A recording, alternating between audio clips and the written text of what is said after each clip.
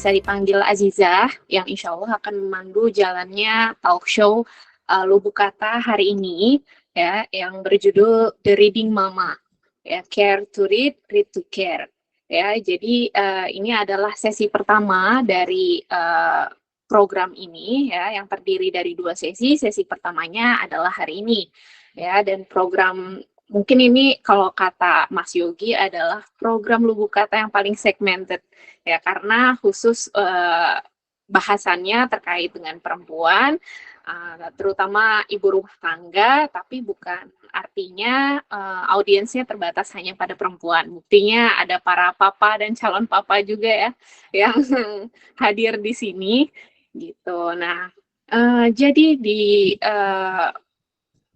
program ini ya kita akan berbagi cerita ya dengan para narasumber yang sangat luar biasa terkait cerita dan kiat-kiat menarik mereka dalam proses menjadi tumbuh ya untuk diri sendiri dan juga tumbuh bersama anak-anak mereka dalam memenuhi peran mereka sebagai pendidik pertama literasi anak-anak. Nah, alhamdulillah sudah hadir bersama kita para narasumber tersebut. Ya, narasumber kita yang pertama adalah seorang ibu dari 2 anak yang telah menulis lebih dari 10 judul buku anak dan beberapa di antaranya sukses menjadi bestseller di Indonesia. Ya, kita sambut Mbak Maharani Septi atau bisa dipanggil Mbak Rani. Ya, lalu narasumber kita yang kedua adalah seorang ibu yang hashtagnya menginspirasi nama program ini, ya, yaitu adalah Indah Hairunisah Marwan, The Reading Mama. Assalamualaikum. Ya, waalaikumsalam. Mhm. Sebelumnya mungkin kita akan apa ya, ngobrol sebentar dulu kali ya sama Indah, Uni Indah dan juga Mbak Rani ya. Saya mau tanya kabarnya. Tadi udah sempet nanya kabar sama Indah. Kalau Mbak Rani gimana kabarnya? Alhamdulillah. Maaf tadi terlambat, soalnya suami lagi sakit. Iya. Jadi anak-anak agak ini ya, perlu dikondisikan dulu. Iya, semoga cepat sembuh Mbak suaminya. Amin. Oh ya, mohon maaf sebentar, saya ada ini hal mendadak, saya tinggal dulu sebentar aja ya. Oke, mohon maaf tadi sempat terpotong ya. Jadi sekarang kesibukannya apa nih Mbak Rani? Kesibukan sekarang ya sebagai ibu rumah tangga gitu ya, sama juga dengan ibu-ibu yang lainnya di sini, terus mendidik, mengasuh anak, terus nulis buku anak juga sambil ya apa ya, nambah wawasan untuk nulis juga, baca-baca buku gitu seputar bisnis, pendidikan, sejarah, biasanya itu sih yang aku baca. Oh ya, luar biasa padat sekali kayaknya kegiatannya ya. Kalau Uni Indah gimana? Kayaknya nggak padat nih. Nggak padat ya, banyak waktu luang sampai bisa goler-goleran baca buku. Sama kayak ibu-ibu yang lain, saya juga ibu rumah tangga, tapi ada beberapa pekerjaan freelance seperti penerjemah dan IELTS tutor, itu yang freelance-nya. Sisanya ya saya baca buku, ngurus anak, ngurus suami, gitu. Keseharian ibu-ibu antar jemput anak sekolah, gitu. Oh iya. Ya, sebenarnya seluang apapun menjadi ibu rumah tangga tuh pasti padat juga karena kegiatan urusan rumah tangga itu kan nggak ada habisnya ya. Betul. Oke, mungkin kita lanjut tanya-tanya kali ya, khususnya terkait topik inti dari program ini. Ya, mungkin dimulai dari pertanyaan yang pertama. Mungkin nanti jawabannya bergantian aja ya antara Mbak Rani sama sama Uni Indah. Ya, jadi pertanyaan yang pertama adalah mengapa membaca itu penting bagi perkembangan pribadi dan intelektual perempuan dan bagaimana kontribusinya terhadap kesejahteraan perempuan dan orang-orang yang ada di sekeliling mereka. Nah, siapa duluan yang mau jawab? Mbak Rani duluan boleh, silakan. Baru mau lempar ya. Kalau bagi saya sendiri ya, hidup itu kayak perjalanan dari Allah menuju Allah gitu. Jadi dalam perjalanan kita untuk sampai ke tujuan, kita tuh butuh peta, butuh pelita atau cahaya gitu ya, supaya kita tahu ke arah mana kita pergi. Terus kita juga butuh cahaya supaya kita tahu yang mana yang ranjau gitu ya, yang mana jalan yang benar gitu. Nah, menurut saya peta dan cahaya itu sebenarnya ilmu itu sendiri ya, dan dengan membaca itu adalah bagi saya sebagai salah satu saluran kita dalam memperoleh ilmu gitu sih. Terus membaca juga bisa memperkaya sudut pandang, misalnya ketika kita membaca buku, itu sebenarnya kan kita sedang membaca buah pikiran seseorang gitu ya, si penulisnya itu sendiri. Jadi dari baca buku itu kita bisa belajar tentang apa yang udah dia alami gitu ya, udah dia, ambil pelajarannya dari apa yang dia rasain gitu ya, apa yang dia lakukan gitu, tanpa perlu kita mengalami apa yang dialami dulu gitu. Jadi kita dengan membaca juga bisa mengetahui pengalaman dan cara pandang orang gitu ya, yang menulis buku tersebut tanpa perlu ngalamin dulu tuh, lika-liku kehidupannya. Jadi kita bisa langsung tahu gimana caranya, misalnya kalau kalau aku belakangan lagi baca buku Talk Like TED itu ya, gimana kita bisa bagus public speaking-nya seperti speakers di TED. Itu kan kita nggak perlu ngalamin dulu kan untuk jadi speakers di TED gitu, tapi dengan membaca kita bisa tahu cara-caranya gitu. Terus baca itu juga bisa memperbanyak opsi kita dalam bertindak gitu ya, dan berbuat sesuatu gitu. Misalnya dulu saya waktu masih kuliah juga disambi bisnis sosial ya, ngurusin anak-anak di kampung kumuh padat di Manggarai gitu. Jadi waktu ditanya ke anak-anak di sana gitu ya, eee, bukan saya sih, temen saya nanya, "Kalian cita-citanya jadi apa?" Gitu. Terus mereka jawab, "Jadi tukang ojek, jadi tukang beca," kayak gitu. Ya sebenarnya itu nggak salah juga ya gitu, cuma, ketika kita, membaca buku gitu, bisa meskipun kita nggak harus melihat dunia luar gitu, ketika kita baca buku kita tahu, ada dunia selain dunia kita loh gitu. Ada profesi selain tukang ojek dan tukang beca kayak gitu. Jadi kita bisa memperbanyak opsi-opsi atau pilihan-pilihan dalam hidup kita ketika kita membaca. Nggak cuman pandangan ya, tapi tindakan juga ternyata udah dialamin orang lain, oh kita bisa belajar juga dari, apa yang dialamin orang lain gitu sih. Terus yang terakhir, ini banyak banget ya, jadi bisa jadi inspirasi juga bagi anak-anak dan, lingkungan terdekat, terutama kayak keluarga, teman-teman, kita bisa influence apa yang kita lakuin di rumah gitu ya, yaitu membaca buku, tuh. Oke, bagaimana dengan Uninda? Kalau manfaat paling utama untuk diri sendiri sih setelah menjadi ibu ya, ini khususnya, saya tuh merasakan bahwa membaca itu adalah sebuah stress relief dari keseharian yang begitu, stagnan, rutinitas Senin sampai Minggu ya. Kalau ibu rumah tangga tuh Senin sampai Minggu sama aja. Kalau orang, bekerja Senin sampai Jumat atau Senin sampai Sabtu mungkin. Tapi kalau untuk ibu rumah tangga Senin sampai Minggu itu sama aja, dari bangun tidur sampai mau tidur lagi. Jadi, membaca itu adalah aktivitas saya meredakan stres hari-harian saya. Terus, selain itu, stress relief yang tadi itu juga justru malah membawa saya ke status well-being yang lebih baik. Saya lebih stabil karena saya punya waktu untuk diri saya sendiri. Kemudian ketika saya menghadapi orang lain yang membutuhkan pengasuhan saya, entah itu anak atau suami, saya mampu memberikan, porsi yang cukup untuk mereka karena saya sudah punya porsi yang cukup untuk diri saya sendiri, itu satu. Kedua, saya punya kesempatan untuk terus belajar. Jadi ada fase continuous learning yang saya, rasakan ketika saya membaca. Karena saya punya, pilihan apa yang akan saya baca, topik apa yang ingin saya pelajari dari sebuah buku, entah itu mungkin teman-teman melihat bahwa buku fiksi itu ternyata hanya hiburan.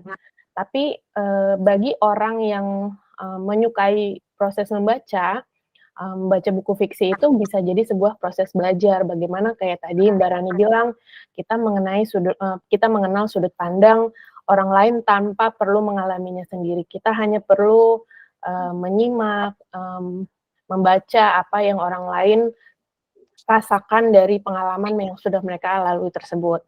Jadi ibaratnya itu untuk buku fiksi ya, tapi untuk buku non fiksi saya bisa tanpa belajar ke kampus lagi, saya bisa belajar dari buku-buku dengan pace atau dengan kecepatan yang saya tentukan sendiri. Misalkan saya lagi belajar buku tentang parenting, saya bisa menyisihkan beberapa menit dari hari saya untuk membaca buku tersebut. Tentunya itu saya yang menentukan sendiri. Jadi saya punya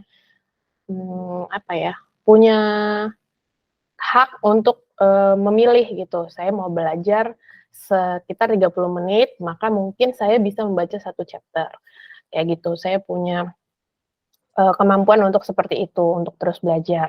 Kemudian kayak tadi Mbak Rani bilang, buku itu menurut saya kita dulu pasti sering dengar waktu kecil buku itu adalah jendela dunia kan.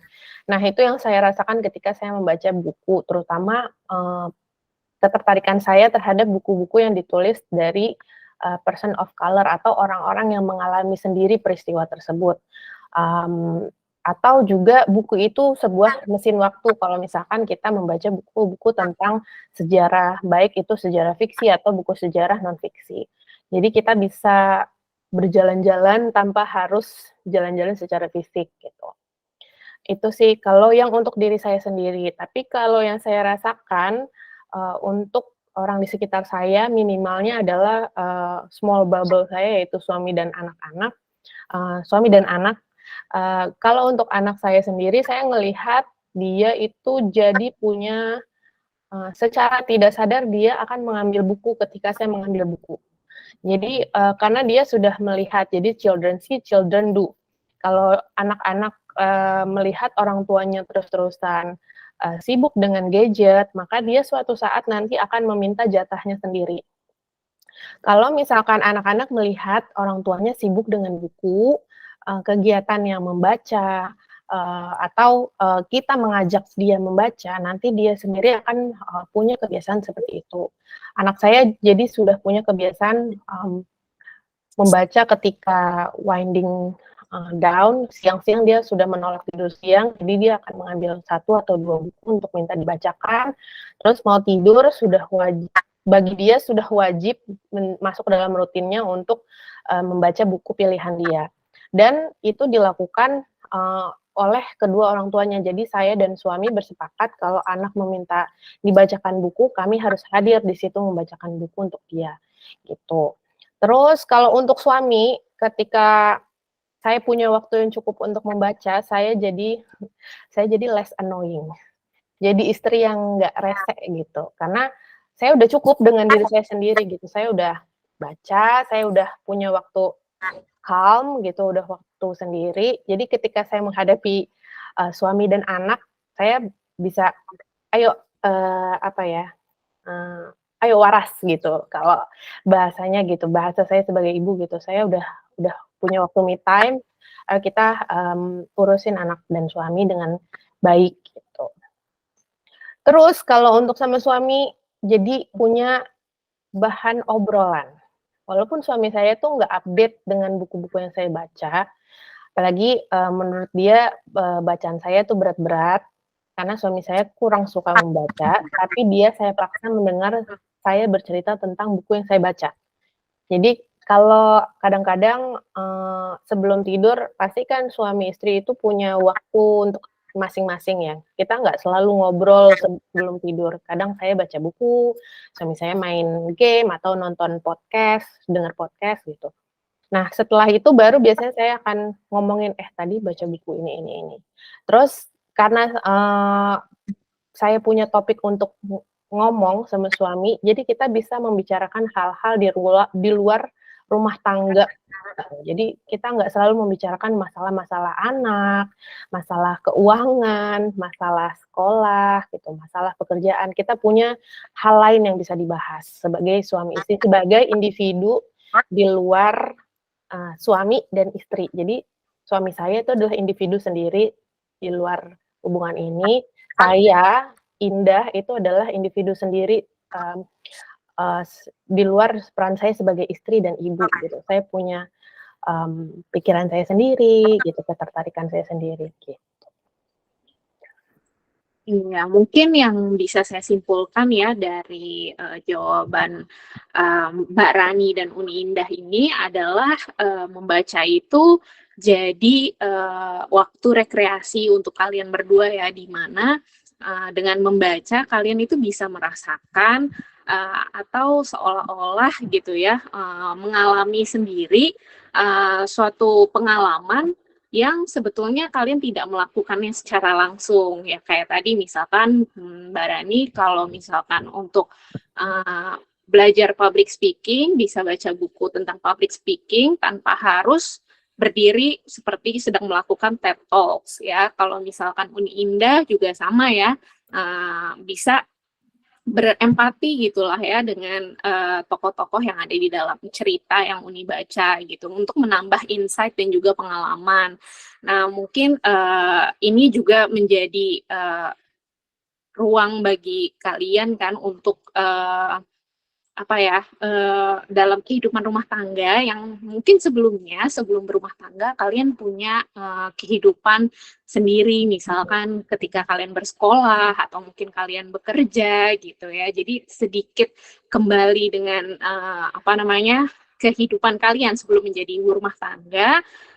Saya juga mau sharing dengan teman-teman mengenai pengalaman Mbak Rani dan juga Uni Indah ini sebelum menjadi ibu rumah tangga lah ya, kegiatannya apa saja ya. Jadi kegiatannya Mbak Rani ini tadi selain yang sudah disebutkan ya, menjadi seorang penulis ya, Mbak Rani itu sebelumnya pernah kuliah S1 Arsitektur Interior di Universitas Indonesia pada tahun 2011 ya, dan kemudian melakukan pembelajaran di Indonesia Quran Foundation dari tahun 2012 sampai 2014 ya, lalu kemudian juga mengikuti pembelajaran di Ma'had Ali Hujatul Islam ya, serta The Concept of Education in Islam ya bersama Dr. Muhammad Ardiansyah dan juga Yogi ya. Dan kemudian pengalaman Barani diantaranya adalah dari 2018 sampai sekarang, Barani itu adalah co-founder Grow the Seed Publishing dan juga Product Development Director di Grow the Seed. Ya, dan kemudian anggota Society of Children's Book Writer and Illustrator dan penulis buku nonfiksi bersertifikasi BNSP, Badan Nasional Sertifikasi Profesi. Peserta ASEAN Festival of Children's Content di Singapura pada Mei 2023 kemarin, serta meraih nominasi 10 buku fiksi anak terbaik dari Islamic Book Fair Award dengan judul buku Betapa Allah Menyayangiku. Ya, luar biasa sekali Mbak Rani. Lalu kemudian untuk Uni Indah juga tidak kalah luar biasa ya, walaupun sekarang sibuk dengan kehidupan rumah tangga, jadi IELTS tutor, tapi ternyata dulu juga pengalamannya sangat banyak ya, diantaranya Uni Indah ini dulu adalah teman kuliah saya, satu jurusan dan satu angkatan ya, cuma beda kelas. Ya, bersama-sama S1 di Sastra Arab UI pada tahun 2010 dan kemudian melanjutkan studi S2 ya di SOAS London untuk jurusan Near and Middle Eastern Studies. Ya, jadi memang topik-topik bahasan tentang Near and Middle Eastern Studies, Timur Tengah, dan juga gender, feminism, itu adalah topik-topik yang menjadi ketertarikan Uni Indah. Ya, dan kemudian Uni Indah juga pengalamannya selain sebagai ibu rumah tangga seperti tadi yang sudah disebutkan adalah sebagai IELTS tutor ya sampai sekarang itu masih, dan kemudian translator ya, serta sebelumnya Uni Indah itu pernah menjadi English teacher ya, lalu program assistant di Aman Indonesia Jakarta ya, dan pernah menjadi teaching assistant juga ya, atau asisten dosen di Universitas Indonesia. Ya, jadi itu mungkin saya sedikit kembali gitu ya, membacakan CV dari Uni Indah dan juga Mbak Rani. Nah, sekarang kembali lagi ke pertanyaan yang berikutnya. Setelah tadi kalian sudah berbagi cerita bagaimana kalian mendapatkan manfaat dari membaca buku itu untuk diri kalian sendiri ya, dan kemudian juga kesejahteraan orang-orang yang ada di sekeliling kalian. Nah, bagaimana kalian melihat dampak dari membaca buku ini dalam peran kalian sebagai pendidik dari anak-anak gitu. Siapa duluan yang mau menjawab? Mungkin ini Uni Indah dulu. Peran saya sebagai pendidik ya kalau di rumah. Kalau di rumah sebenarnya saya tipe ibu-ibu yang agak-agak disiplin. Jadi saya percaya bahwa ketika anak sudah terbiasa mengerjakan rutinitas, dia tidak akan menganggap itu sebagai sebuah beban gitu, termasuk dalam hal membaca. Jadi waktu saya baru melahirkan Liana, anak saya sekarang usianya 4 tahun lebih 2 bulan, saya masih bekerja full time. Tapi karena satu dan lain hal, ketika dia menuju PASI, akhirnya saya berhenti bekerja kantoran sampai sekarang. Ketika saya sudah kembali ke rumah itu, maksudnya ketika saya kembali full di rumah setelah sebelumnya maternity leave itu, saya merasa apa yang harus saya lakukan supaya hari-hari saya berjalan bermanfaat, waktu itu mikirnya gitu. Karena saya pikir harus ada yang dilakukan gitu. Akhirnya saya mulai mencari atau mengkurasi buku-buku mana yang cocok untuk dibaca anak 6 bulan. Jadi masih buku-buku yang berwarna kontras, hitam, putih, merah saat itu. Terus dan mulai membacakannya. Jadi kalau saya secara personal belum pernah ikut kelas teori read aloud, tapi saya sudah mempraktekannya. Dari Liana itu umur 6 bulan. Sekalian dia tummy time, dia akan lihat buku gitu. Jadi dari situlah saya mengenalkan buku. Kemudian ketika itu waktu itu tuh mulai pandemi, jadi mulai lockdown. Sebelum lockdown itu Big Bad Wolf masih sempat terselenggara beberapa hari sebelum akhirnya tutup juga, dan saya sempat ke sana. Di situlah saya mulai mengumpulkan buku-buku sampai yang bisa terpakai. Sekarang umur dia 4 tahun masih ada dipajang di rak buku dia gitu. Dari situ kebiasaan membaca terus dilakukan, dan memberi pemahaman bahwa membaca itu adalah hal yang menyenangkan gitu, tanpa paksaan. Karena kayak tadi saya bilang, children see and children do, maka dia melihat saya membaca, dia juga sekarang di usia 4 tahun sudah otomatis mengambil buku ketika dia merasa bosan. Ketika mainan dia sudah tidak lagi menarik gitu, udah capek main dengan mainan, maka dia akan ambil buku. Dan di usia dia yang sekarang, saya minta untuk memperhatikan buku itu sendiri sebelum meminta saya membacakannya untuk dia. Jadi saya biasakan, ayo Liana lihat dulu gambar-gambarnya apa sih yang menarik dari buku itu. Baru setelah kita diskusi, baru saya bacakan buku tersebut sesuai dengan yang ada di dalamnya. Gitu. Dan kurasi-kurasi itu saya pilih berdasarkan sensitif periodnya Liana. Dulu saya waktu usia dia 11 bulan saya ambil course Montessori itu, dan membaca untuk anak-anak adalah salah satu aktivitas yang di-encourage sama tutor-tutor tersebut. Di situ dijelaskan bahwa memilih buku itu tidak asal-asalan untuk anak-anak. Oleh karena itu, kita harus tahu dulu anak ini sedang suka apa, sedang, aktif, dalam hal apa. Misalkan dia sedang aktif babbling, lalu kita bisa membacakan buku dengan kosakata-kosakata yang ada di sekitar dia, sehingga dia punya tambahan vocabulary yang dia lihat langsung wujud, benda nyatanya di sekitar dia apa, gitu. Nah itu sih, sekarang efeknya yang saya rasakan itu, Liana ini, dia itu punya kecerdasan linguistik yang menurut saya lebih baik, gitu. Karena, dia punya vocabulary yang banyak, kemudian, dalam 2 bahasa, bahasa Indonesia dan bahasa Inggris, kemudian, dia sebagai seorang anak sudah punya, sikap asertif gitu. Jadi dia mampu mengatakan, eee, dia tidak suka karena apa, kemudian dia suka karena apa, karena dia sudah punya vocabulary yang banyak dan dia sudah punya kemampuan untuk menyusun argumen. Nah, itu didapatkan karena dia sering mendengarkan, orang tuanya membaca untuk dia gitu. Karena cerita itu kan ada 5W1H kan. Nah, yang biasanya ada di dalam buku tersebut. Maka anak-anak juga belajar untuk mengumpulkan informasi tersebut untuk, bisa berbicara dengan orang dewasa. Nah, itu sih yang saya coba terapkan ke anak saya dan apa yang saya rasakan, gitu.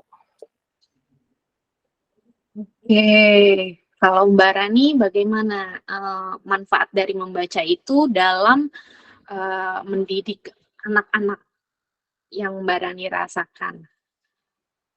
Ini berarti manfaat membaca untuk kitanya ya? Iya, jadi Lalu dampaknya kepada pendidikan? betul, gitu. Jadi apa yang Mbak Rani dapatkan gitu dari membaca dan kemudian diterapkan dalam mendidik anak-anak? Kalau dalam kegiatan saya membaca, saya kan sebenarnya, nggak bisa dibilang juga, ibu rumah tangga yang full timer ya, karena saya juga mengelola bisnis selain menulis. Jadi, saya kadang-kadang harus datang ke kantor gitu ya, meskipun kantornya cuma 15 menit sih dari rumah, tapi tetap aja harus koordinasi sama tim, kayak gitu-gitu ya. Jadi jadi saya butuh, support system juga di rumah dalam mendidik anak, yaitu salah satunya, dengan adanya, ART gitu ya. Tapi kalau dalam, apa namanya, dan saya ada 2 anak ya, yang anak pertama itu, dua-duanya laki-laki, yang pertama usia 7 tahun nih sebentar lagi insyaallah, kalau yang kedua 3,5 tahun. eee Ketika saya banyak membaca buku gitu ya, itu kan, banyak input masuk ya yang apa namanya, yang masuk ke dalam diri kita gitu. Jujur saya waktu bener-bener full timer IRT tanpa ada apa namanya, supporting system seperti apa namanya, ART atau pengasuh itu saya agak kesulitan waktu itu, dengan, membagi waktu antara, eee proses menulis ya yang butuh apa namanya, waktu yang, sendiri gitu, terus dengan membaca buku dengan anak-anak gitu. Jadi saya punya pilihan, baru yaitu menghadirkan supporting system gitu di rumah sekarang ART, dengan menyamakan visi yang sama gitu tentunya. Dan ketika saya waktu itu belum ada ART yang saya tuh jarang baca, jarang apa namanya, jarang dapat input ya dari buku itu, biasanya apa sih yang kita kita scrolling tuh HP gitu ya, medsos. Jadi, sebenarnya pas ngerasain hal itu tuh malah ngerasanya kayak, kok nggak meaningful ya gitu, hidup kita tuh nggak ada sesuatu yang kita pelajari, nggak ada sesuatu yang kita pengen achieve, pengen kita ubah gitu.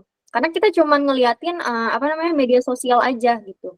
Dan ketika saya sekarang alhamdulillah udah dapat support gitu ya, support system yang lebih baik gitu, untuk bisa, apa namanya, meluangkan waktu juga membaca dan ternyata lebih empowering saya untuk, apa, mendidik anak justru gitu ketika, bisa membaca. Karena kan kita baca buku juga itu ketika banyak dapat input misalnya saya pengen tahu nih cara, apa namanya, read aloud gitu. Ya udah saya tinggal cari dari buku read aloud kan, gitu dan ketika saya baca, oh kayak gini toh read aloud, kayak gini-gini caranya, terus kita terapin di anak-anak gitu. Nah itu manfaat membaca sih secara apa ya, nyata yang bisa berdampak kepada anak.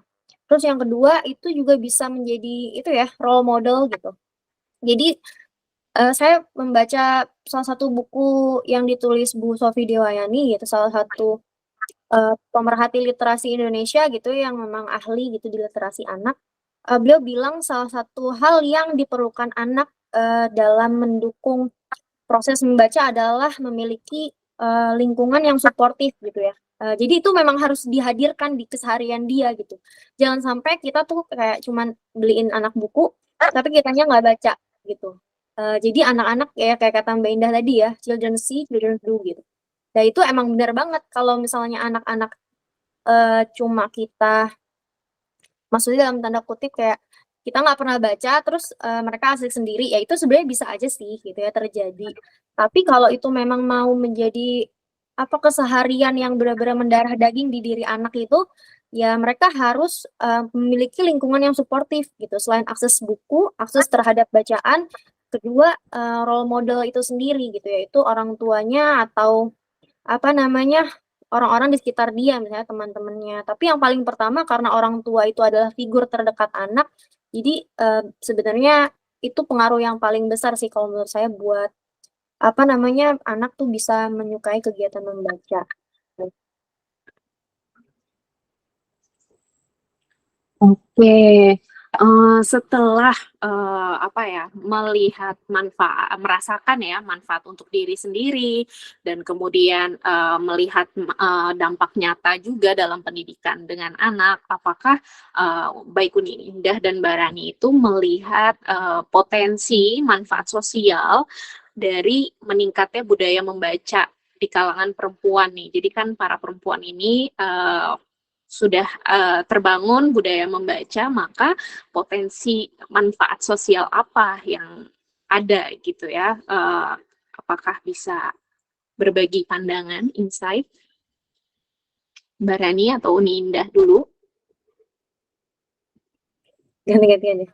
Oke, Gantian. kalau manfaat sosialnya sih untuk maksudnya kayak di lingkungan di luar rumah kita gitu kali ya?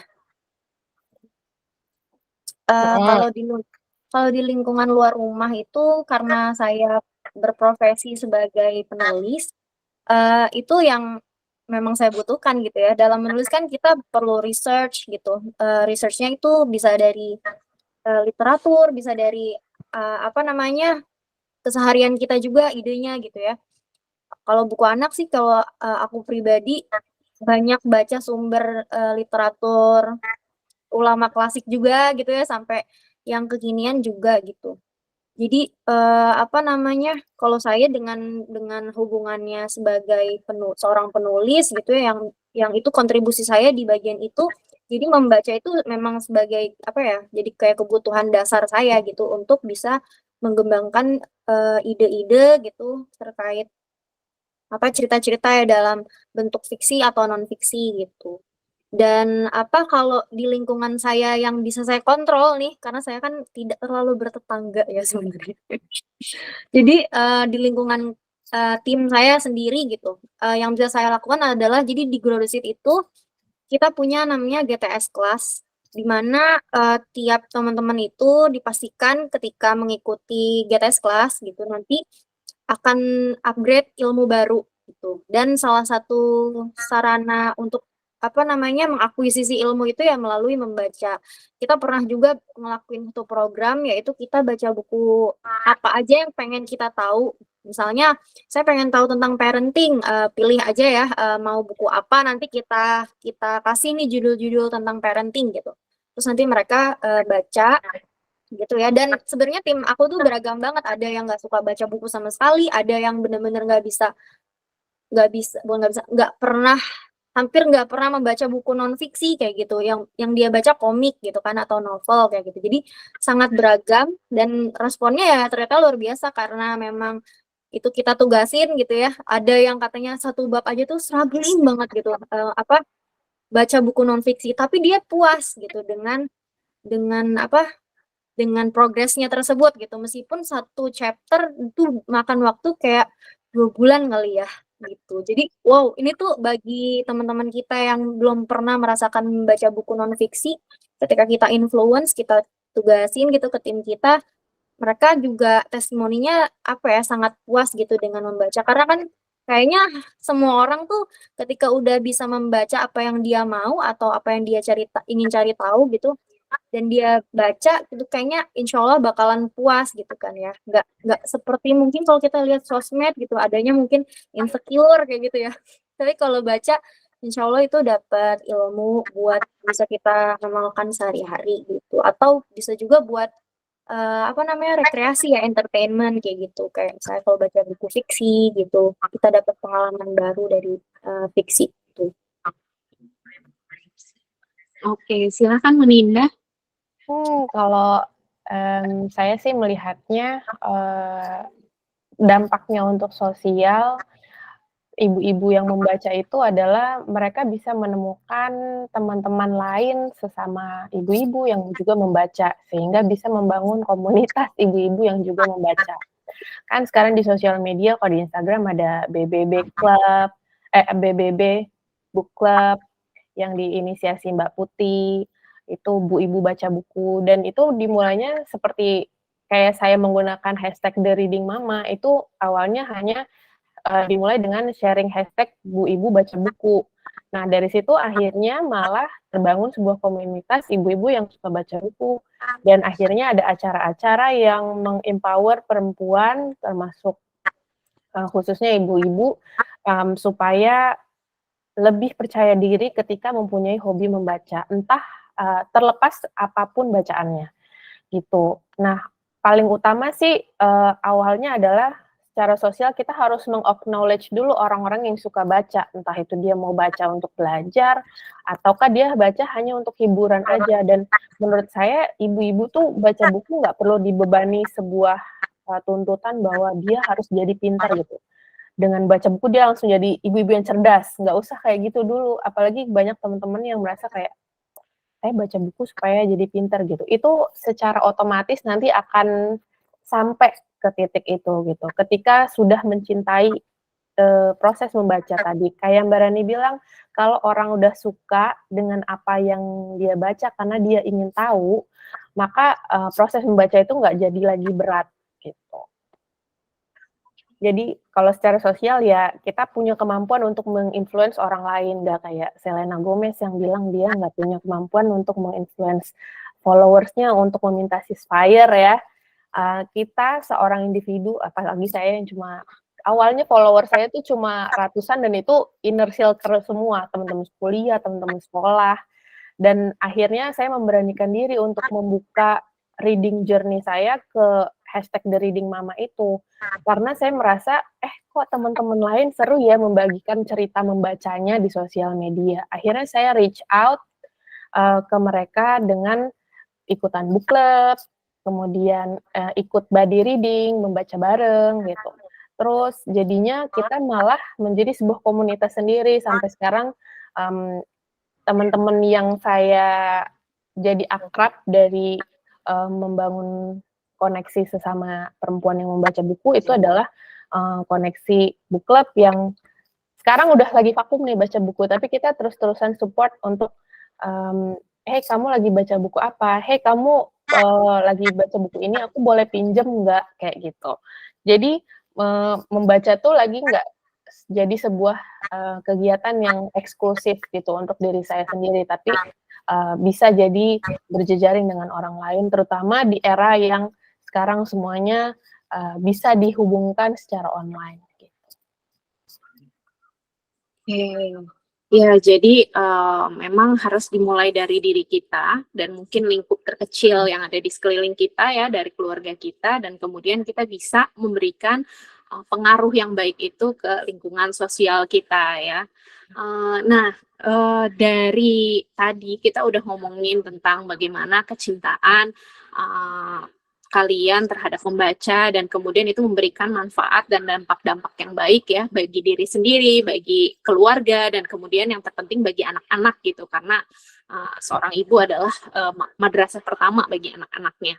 Nah, tentunya ada nih tantangan-tantangan yang kalian hadapi dalam membaca. Nah, apa sih tantangan umum ya, yang secara umum yang kalian hadapi dalam mencari waktu luang untuk membaca, dan kemudian gimana caranya kalian bisa mengatasi itu? Karena itu pasti yang pengen didengar oleh kebanyakan dari mama-mama yang ada di sini. Karena banyak dari mereka yang berharap adalah bisa mendapatkan tips gitu untuk mengatur waktu ya dalam membaca gitu di tengah kesibukan sebagai ibu rumah tangga. Oke, Uni Indah, silahkan. Tantangan utamanya yang pasti adalah waktu dan tenaga. Kalau udah jadi ibu rasanya semua pekerjaan rumah yang nggak ada habisnya itu kayak apa ya, to do list kita di dalam kepala tuh nggak habis. Nah, yang saya lakukan adalah saya give up something. Jadi saya merelakan sesuatu untuk tidak saya lakukan dan saya delegasikan ke orang lain.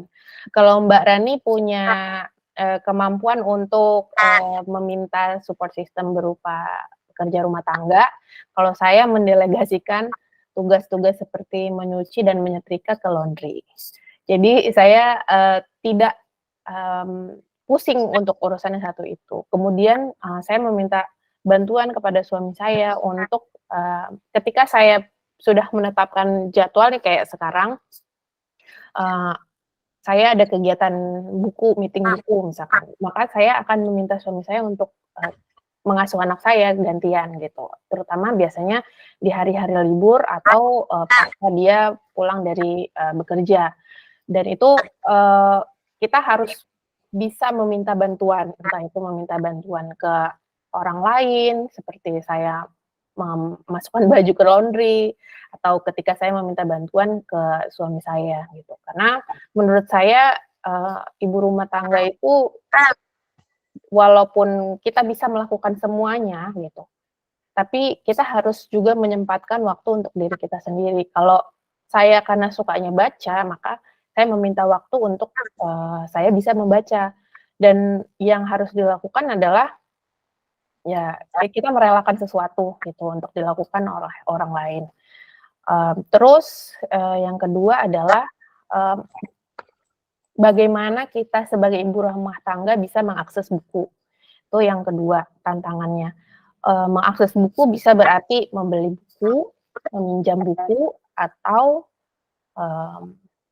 mengakses buku dari digital library. Jadi kita subscribe gitu modelnya. Nah itu sekarang dengan banyaknya opsi, kita harus mencari yang nyaman untuk kita secara finansial, secara personal, kenyamanan kita seperti apa. Kalau teman-teman suka baca buku fisik, maka bisa mungkin opsinya yang lebih ramah di budget rumah tangga, yaitu bisa subscribe, pinjam ke library. Kalau di Jakarta sekarang perpustakaan Jakarta itu udah bagus banget. Koleksi bukunya sangat beragam dan mereka menerima rekomendasi buku yang ingin kita baca. Jadi akan mereka belikan gitu dan akan mereka stok di perpustakaan Jakarta. Terus kalau batasan lain selain tidak ada perpustakaan lokal yang bagus, teman-teman bisa mulai reach out ke teman-teman Bookstagram. Mereka itu baik-baik dan mereka punya perpustakaan sendiri. Jadi kalau suka baca, terutama suka baca fiksi, itu ada beberapa teman Bookstagram yang punya personal library yang kita nggak perlu bayar. Kita cuma perlu membayar ongkir dari tempat dia ke rumah kita dan rumah kita ke tempat dia. Dia berikan jangka waktu 2 minggu sampai 1 bulan untuk kita bisa pinjam buku dia gitu. Nah itu, terus habis itu kalau digital library ada Gramedia Digital, terus yang gratis ada Perpusnas, iPusnas ya, iPusnas, terus ada kalau yang suka audiobook sambil bisa mengerjakan pekerjaan rumah, bisa sekarang di Spotify itu ada audiobook juga gitu. Jadi kalau misalkan Libby itu bayar, ya kita bisa scroll yang tersedia di Spotify itu audiobook-nya apa, gitu. Terus kalau suka baca e-book, banyak free e-books belakangan ini, terutama untuk topik-topik yang sedang hangat dan sedang terjadi ongoing isu kayak sekarang isu Palestina. Nah, itu biasa penerbit-penerbit memberikan free download untuk versi e-book-nya, gitu. Jadi tantangannya gimana mengakses buku, udah ada caranya dengan menemukan kenyamanan masing-masing dari teman-teman sesama ibu-ibu. Kayaknya 2 itu ya. Paling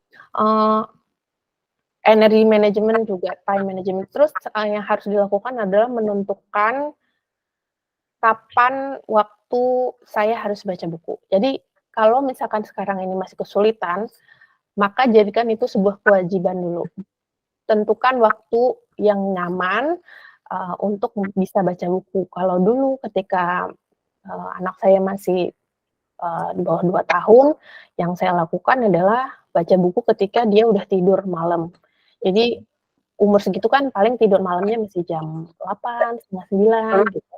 Nah, yang saya lakukan ya saya baca buku sampai jam 10:30 gitu, baru ikut tidur. Nah, itu sih.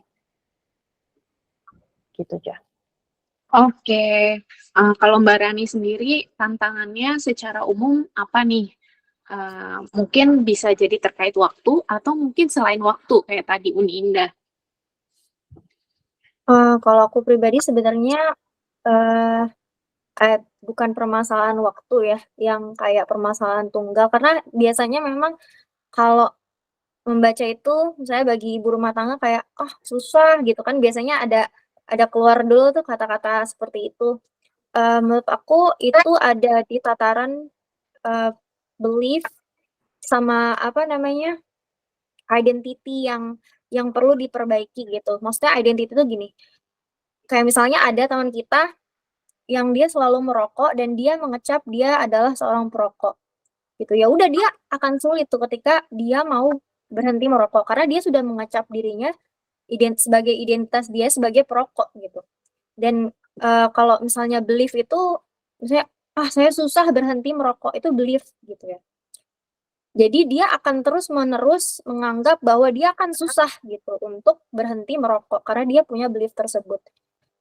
Nah, sebelum kita ngomongin waktu, sebelum kita ngomongin manajemen, pertama-tama menurut aku pribadi gitu ya, kita bisa melihat ke dalam diri kita, apakah kita sudah berbicara kepada diri kita sendiri, apakah kita mau mengubah belief dan identity kita sebagai seorang pembaca.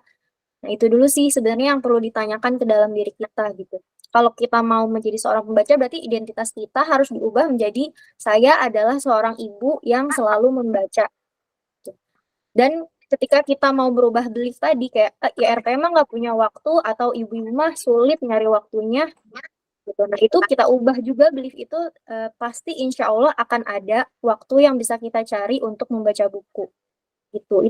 Itu pertama-tama yang sebelum ini ya ngomongin tantangan yang lain gitu, kalau menurut saya. Terus, tantangan lanjutannya setelah mengubah belief dan identity, itu kalau menurut saya ada di kita sebagai seorang individu, seorang ibu, seorang istri itu tidak memiliki goals dalam membaca. Kalau ternyata udah PR value and belief tadi udah selesai, kita perlu punya goals dalam membaca. Karena kalau misalnya nggak punya, kayak akhirnya bacanya jadi random, kadang-kadang ternyata di tengah jalan, "Ih bukunya nggak bagus ya, ya udahlah," apa namanya, nggak usah dilanjutin, terus kayak, "Ih aku nggak bisa baca kan, tuh kan aku bener bukan seorang pembaca," tuh kan, kayak gitu. Jadi kayak me-label diri lagi, apa namanya, karena tantangan-tantangan tadi ya, ketemu challenge-challenge di tengah jalan, itu. Nah, jadi kita sebelum, apa namanya, membaca kita perlu punya goals dulu. Jadi, membaca itu akhirnya menjadi kegiatan yang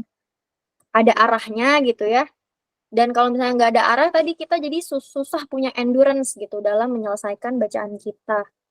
Terus, sama kayak tadi Mbak Indah ya, jadi tidak merencanakan kapan waktu membaca atau tidak mem-planning bagaimana aktivitas harian kita. Biasanya yang saya ini maksudnya dulu sebelum saya benar-benar punya karir di luar sebagai ibu rumah tangga gitu, itu hari-hari tuh kayak ya udah ikutin arus aja, ikutin apa namanya, rutinitas aja gitu. Kalau kita nggak punya goals, kita akan kayak gitu. Ya udah ngikutin arus aja kayak, kita ngikutin ombak, kegulung-gulung sama diri kita sendiri gitu.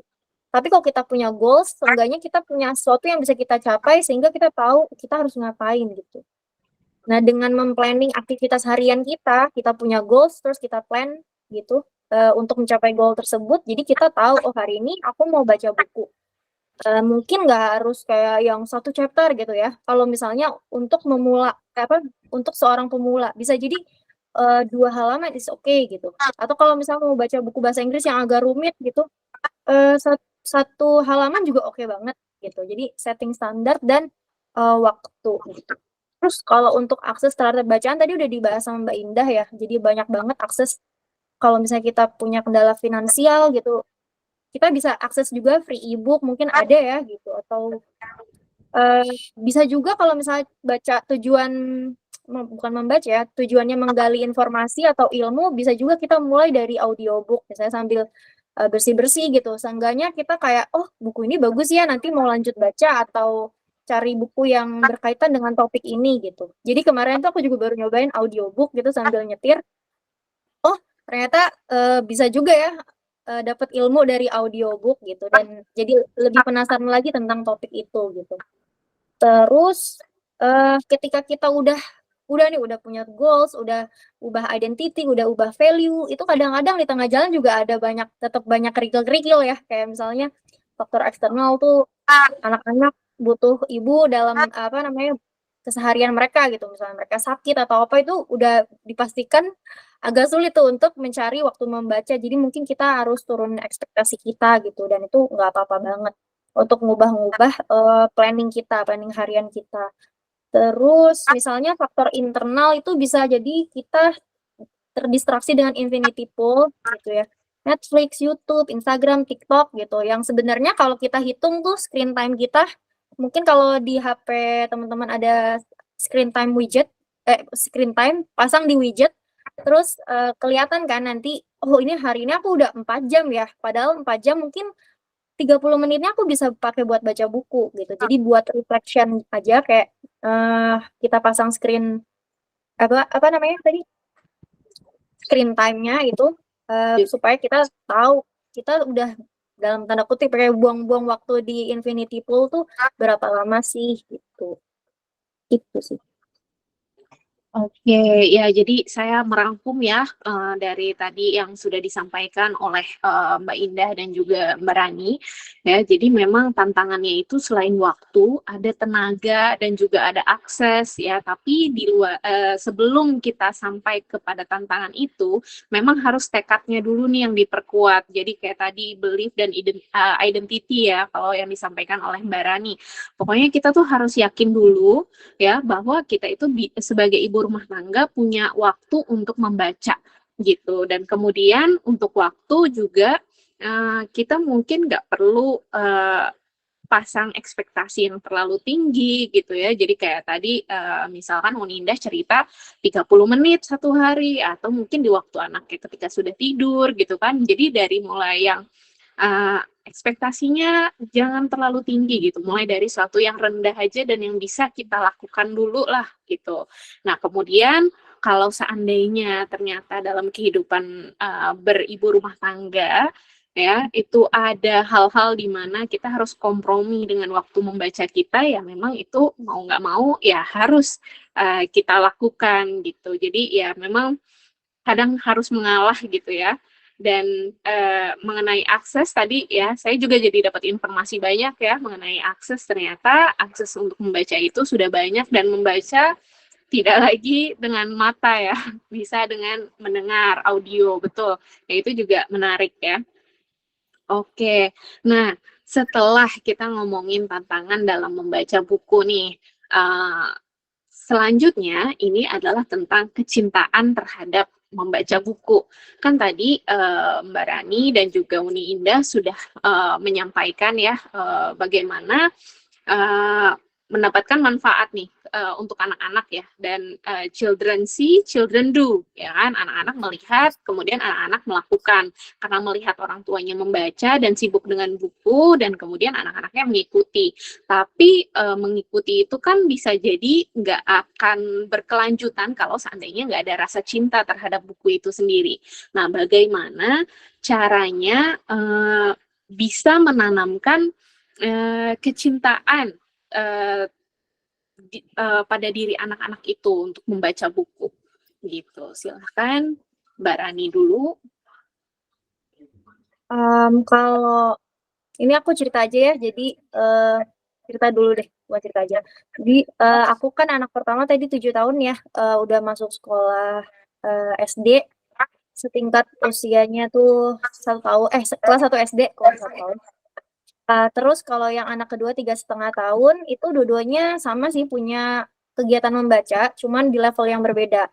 Kalau di anak aku yang pertama itu, dia sudah bisa membaca sendiri sejak usia 4,5.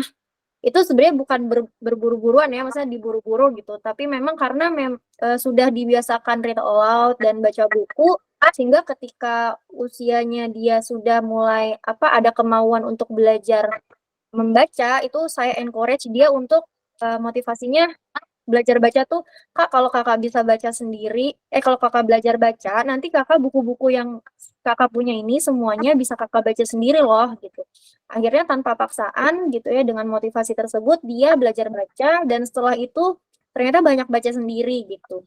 Dan kadang bahkan ngebacain adiknya. Dan sekarang setelah dia sudah masuk sekolah, buku itu menjadi teman dia gitu di sekolah. Dia masukin setiap hari itu 1 buku gitu, tentunya dengan izin guru ya di sekolah. 1 buku buat dia baca di waktu senggang gitu. Jadi dia kan ada perpustakaan tuh di sekolahnya, jadi kalau dijemput dia sendiri di depan perpus, dia baca buku sendiri gitu ya. Dan itu juga di rumah terjadi karena memang screen time anak saya itu hanya di hari Sabtu, Ahad gitu ya. Karena memang ada panduan juga dari sekolah gitu, jadi bisa dibilangin juga tuh, "Kakak screen time-nya, nontonnya waktu Sabtu, Ahad aja ya, sisanya Senin sampai Jumat tuh belajar dan baca aja," gitu. "Terserah Kakak mau baca apapun," gitu. Jadi di situ Senin sampai Jumat dengan perjanjian tersebut tuh, akhirnya Kakak, atau yang bilang saya manggilnya Kakak ya, akhirnya Kakak bisa konsisten membaca buku gitu sendiri. Kadang-kadang dengan Kakak baca buku, saya juga jadi bisa baca buku gitu, karena dia sudah bisa baca sendiri kan, gitu. Dan kalau yang 3,5 tahun, karena memang dua-duanya sama dibacakan dari usia, kalau Kakak tuh 2, 3 bulan itu sudah read aloud gitu ya. Terus kalau adeknya juga sama read aloud gitu, hampir tiap hari itu pasti read aloud gitu insyaallah. Kalau nggak sama saya, sama ayahnya, kalau nggak dibantu sama ART di rumah gitu. Jadi ART pun jadi satu support system ya dalam membentuk lingkungan membaca di rumah gitu. Dan bukunya juga kalau anak-anak aku tuh jangan sampai kayak yang jangan sampai bukunya nggak mereka minati gitu, sama kayak tadi kata Mbak Indah ya, kalau mereka nggak minat atau mereka nggak suka ya kita nggak bisa maksa gitu. Tapi kita bisa encourage anak-anak untuk membaca misalnya topik-topik tertentu, kalau mereka mau, kalau enggak ya nggak apa-apa gitu. Mungkin next time dia akan tertarik, kayak pernah saya beliin komik Al-Fatih yang lumayan tebel kan, dan mungkin karena dia teksnya masih agak berat gitu, dia nggak mau gitu baca buku Al-Fatih. Tapi ketika berapa bulan setelahnya dia ngelihat di sekolahnya ada buku itu, terus dia baca dan akhirnya malah jadi, mana buku Al-Fatih yang kemarin dibeliin ayah gitu, jadi dia mau baca gitu. Terus ya pertama harus rileks dulu ya anak-anak ketika membaca, jadi ketika read aloud itu, kenapa read aloud? Jadi mungkin, bunda-bunda di sini kalau yang mau punya anak gitu, bisa bisa mempelajari apa sih itu read aloud, tadi juga disebut sama Mbak Indah gitu ya. Itu salah satu cara kita nganterin anak gitu untuk mereka bisa mandiri dalam membaca gitu. Tapi kadang-kadang ada tuh curhatan orang tua yang, "Anak saya tuh udah di-read aloud-in Pak, dari saya kecil sampai usia 7 tahunan, tapi kok 7 tahunan ke atas dia males baca ya Mbak," gitu. Nah itu ada problem lain, yaitu sebenarnya kita tidak menaikkan level bacaan anak gitu. Ternyata anak itu juga levelnya harus makin naik gitu. Mereka tuh demanding juga untuk naik level loh kayak gitu. Nggak Nggak selalu melulu picture book yang pendek-pendek gitu. Jadi anak juga punya kebutuhan untuk naik level gitu. Nggak selalu harus yang mudah terus, yang menurut kita ini mudah nih buat dia mudah gitu. Nggak kayak gitu. Jadi waktu itu saya pernah ke tadi ya datang ke Asian Festival of Children's Content di Singapura. Ada satu librarian gitu ya, asal US.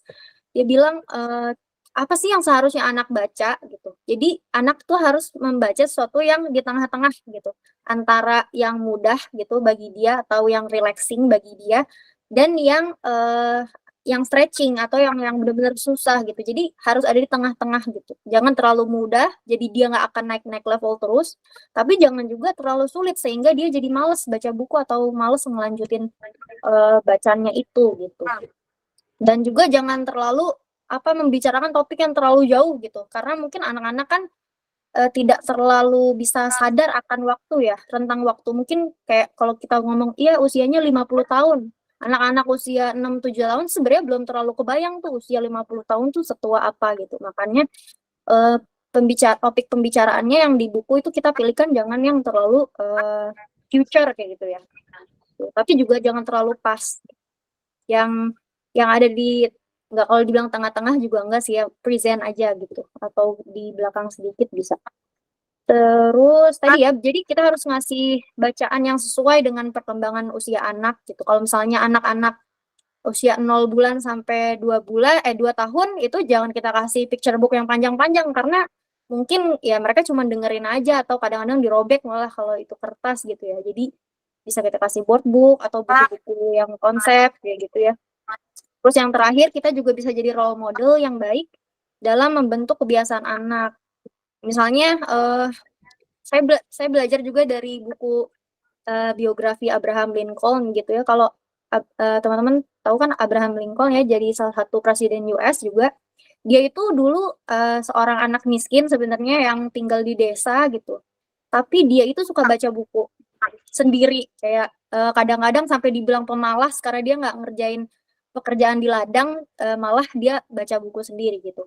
Tapi memang itu didukung oleh lingkungan keluarganya yang suportif. Jadi mereka tuh ada satu kegiatan baca bareng gitu, diskusi buku bersama ketika makan gitu. Ada ayahnya, ada kakaknya, ada adiknya, ada ibunya gitu. Di situ bersama-sama membacakan buku dan diskusi buku. Nah, ini juga yang saya punya ya. Kalau dibilang program enggak juga sih, tapi kebiasaan aja. Kalau memang lagi ada waktunya kita bahas satu buku sama-sama gitu. Misalnya satu buku yang bisa kita bahas agak panjang kan kayak ensiklopedia tuh. Nah, itu bisa kita baca dari ayahnya ngejelasin, nanti anak kan tektokan nanya, terus yang adiknya dengerin kayak gitu, meskipun belum ngerti-ngerti banget kali ya, tapi dia tetap join gitu di conversation itu. Itu sih salah satu cara-caranya membangun kecintaan dan kebiasaan anak dalam membaca. Oke, silahkan Uni Indah.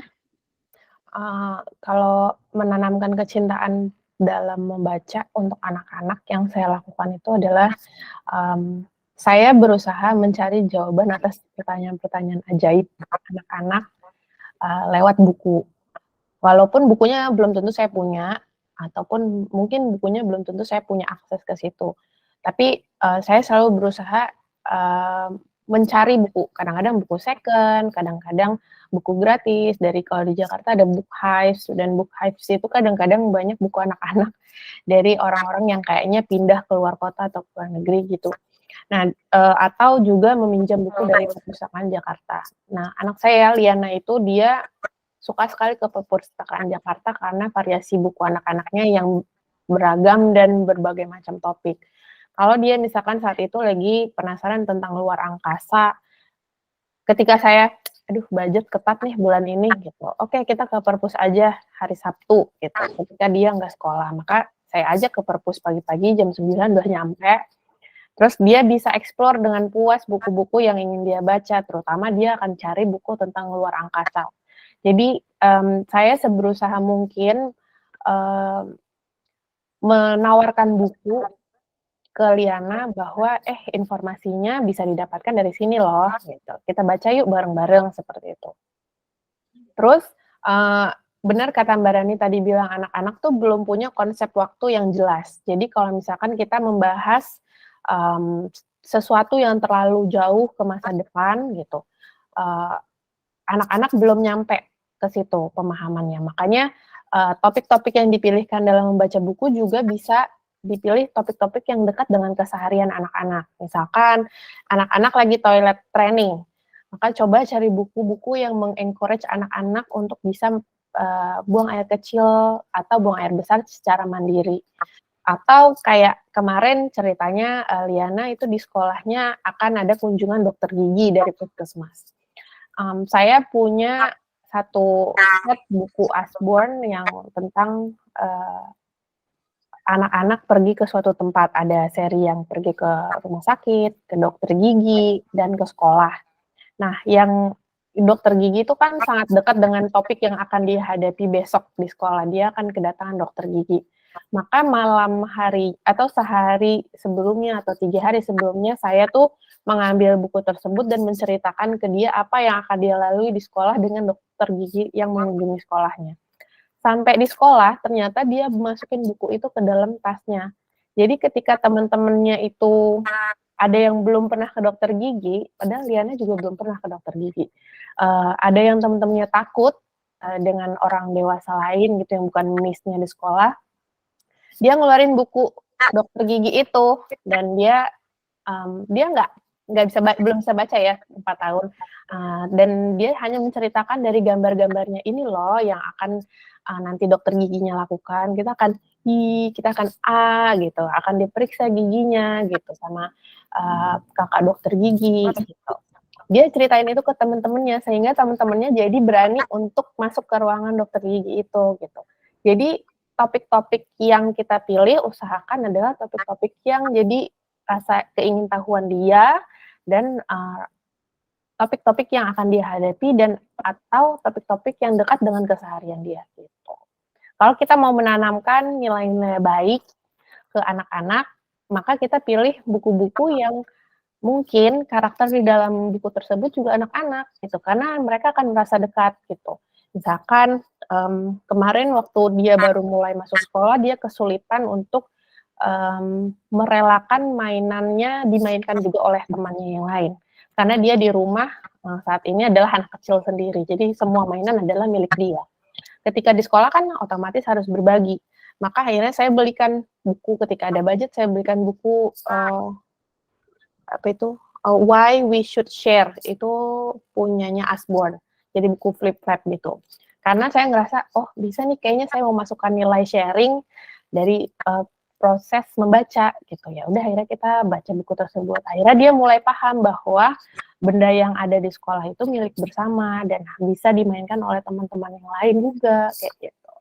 Di topiknya, kayak Mbak Rani juga tadi bilang bahwa kita harus menaikkan level baca anak, itu juga penting bahwa anak-anak nggak akan selalu baca buku yang satu halaman cuma satu kosakata, nggak. Pasti levelnya akan naik terus dari mungkin satu kosakata, terus kemudian jadi kalimat pendek, kemudian 2 kalimat, itu akan meningkat terus sesuai dengan umur usia anak-anak. Ya, jadi tadi udah dibahas ya beberapa kiat dan tipsnya untuk menciptakan kecintaan gitu ya, menumbuhkan kecintaan membaca buku pada anak-anak ya. Diantaranya adalah dengan mencari topik-topik yang dekat dan karakternya juga ya mereka bisa relate gitulah ya. Sebelum kita lanjut ke topik pembahasan yang berikutnya, mungkin kita buka satu sesi tanya jawab ya, mungkin 1 atau 2 pertanyaan. Nah, dipersilahkan kepada para mama atau yang bukan mama, papa juga yang hadir di sini. Kalau mau bertanya boleh langsung raise hand, nanti akan dipersilahkan untuk bertanya.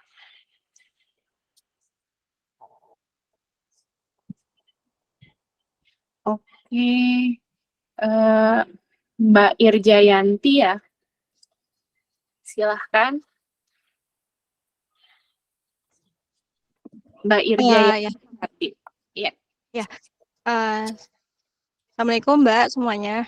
Ya jadi tadi Mbak Ina Ya, Mbak Indah tadi sempat bilang kalau anaknya itu dual bahasa. Nah, yang jadi pertanyaan saya adalah bagaimana buku-buku anak-anaknya, maksudnya terus bagaimana caranya Mbak Indah mengajarkan, apakah emang dual bahasa itu di rumah keseharian atau dari buku-bukunya atau emang dari sekolahnya? Itu sih. Terima kasih. Oke, kasih. Ditampung dulu ya, Jah. Berapa kertas dulu. Iya, oke. Ada lagi pertanyaan yang lainnya? Silahkan Mbak Lauza Ulaya.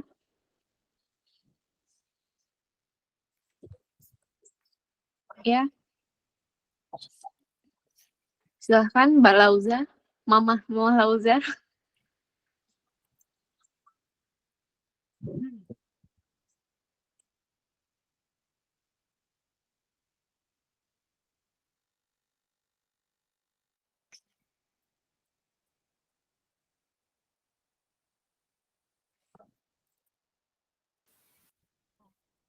Ya, Assalamualaikum warahmatullahi wabarakatuh. Waalaikumsalam. Saya mau bertanya tadi tertarik dengan perkataan Mbak Indah, bagaimana Mbak Indah mengkurasi buku anak-anak. Apakah ada kayak semacam sertifikasi khusus untuk mengkurasi sebuah buku? Begitu. Terima kasih.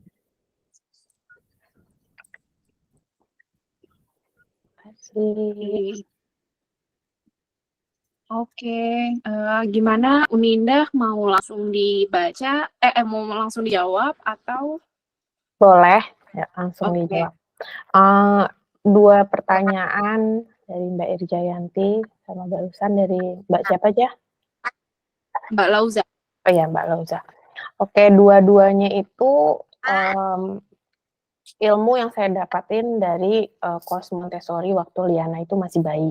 Kalau untuk pertanyaan mengajarkan dua bahasa, itu di rumah awalnya dari Liana bayi sampai dia fasih berbahasa Indonesia, kami full menggunakan bahasa Indonesia. Tapi input yang dia dengar, buku yang kami bacakan, mostly itu hampir keseluruhannya kebanyakan adalah buku berbahasa Inggris. Jadi dia sudah punya masuk gitu input vocabulary dan pronunciation bahasa Inggris seperti apa. Kemudian ketika dia sudah fasih berbahasa Indonesia, baru kami mulai mengajak berbicara dalam bahasa Inggris. Daily conversation aja dan hanya sepotong-sepotong. Karena waktu itu Mbak Damar Wijayanti sama Bu Rita di kelas Good Enough Parents itu mengatakan bahwa untuk anak bisa berbicara dengan fasih, lebih baik anak sudah fasih satu bahasa utama, yaitu bahasa ibu dulu. Kemudian, kalau ingin kita tambahkan bahasa asing lainnya, boleh kita selipkan di aktivitas tertentu seperti ketika main pretend and play. Ketika dia main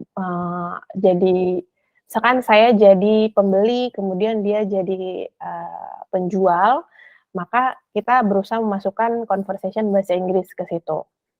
Itu setelah dia fasih bahasa Indonesia dan bisa bercerita harian dia, bercerita keseharian dia dalam bahasa Indonesia. Kemudian di sekolah akhirnya ketika dia sudah punya kecerdasan linguistik, karena tadi saya sempat cerita karena sering dibacakan buku, dia kosakatanya pesat, kemudian bisa bercerita, kemudian ketika dia main dengan boneka sendiri, dia itu bisa bikin conversation dalam bahasa Inggris. Dia yang nanya, dia yang jawab gitu. Akhirnya saya dan suami sepakat untuk mencari sekolah yang dominan bahasa Inggris. Akhirnya ketemulah sekolah yang sekarang dia masuk. Dan disitulah dia semakin fasih berbahasa Inggris. Jadi kadang-kadang sekarang di rumah, no Ibun, English, no bahasa. Jadi ketika saya ngobrol sama dedinya bahasa Indonesia, dia kadang-kadang maksa kita harus bahasa Inggris karena dia barusan ngomong bahasa Inggris gitu. Tapi kita nggak mengistimewakan satu bahasa dibanding satu bahasa lainnya. Dia harus tetap punya kecerdasan berbahasa Indonesia dan harus tetap punya kecerdasan berbahasa Inggris. Karena dia orang Indonesia, tinggal di Indonesia. Dia hanya menggunakan bahasa Inggris sebagai medium dia untuk nanti berkoneksi mungkin dengan teman-teman kalau dia punya teman-teman internasional atau dia perlu melakukan sebuah acara atau melakukan sesuatu yang memerlukan bahasa Inggris gitu, tapi dia punya kemampuan itu gitu.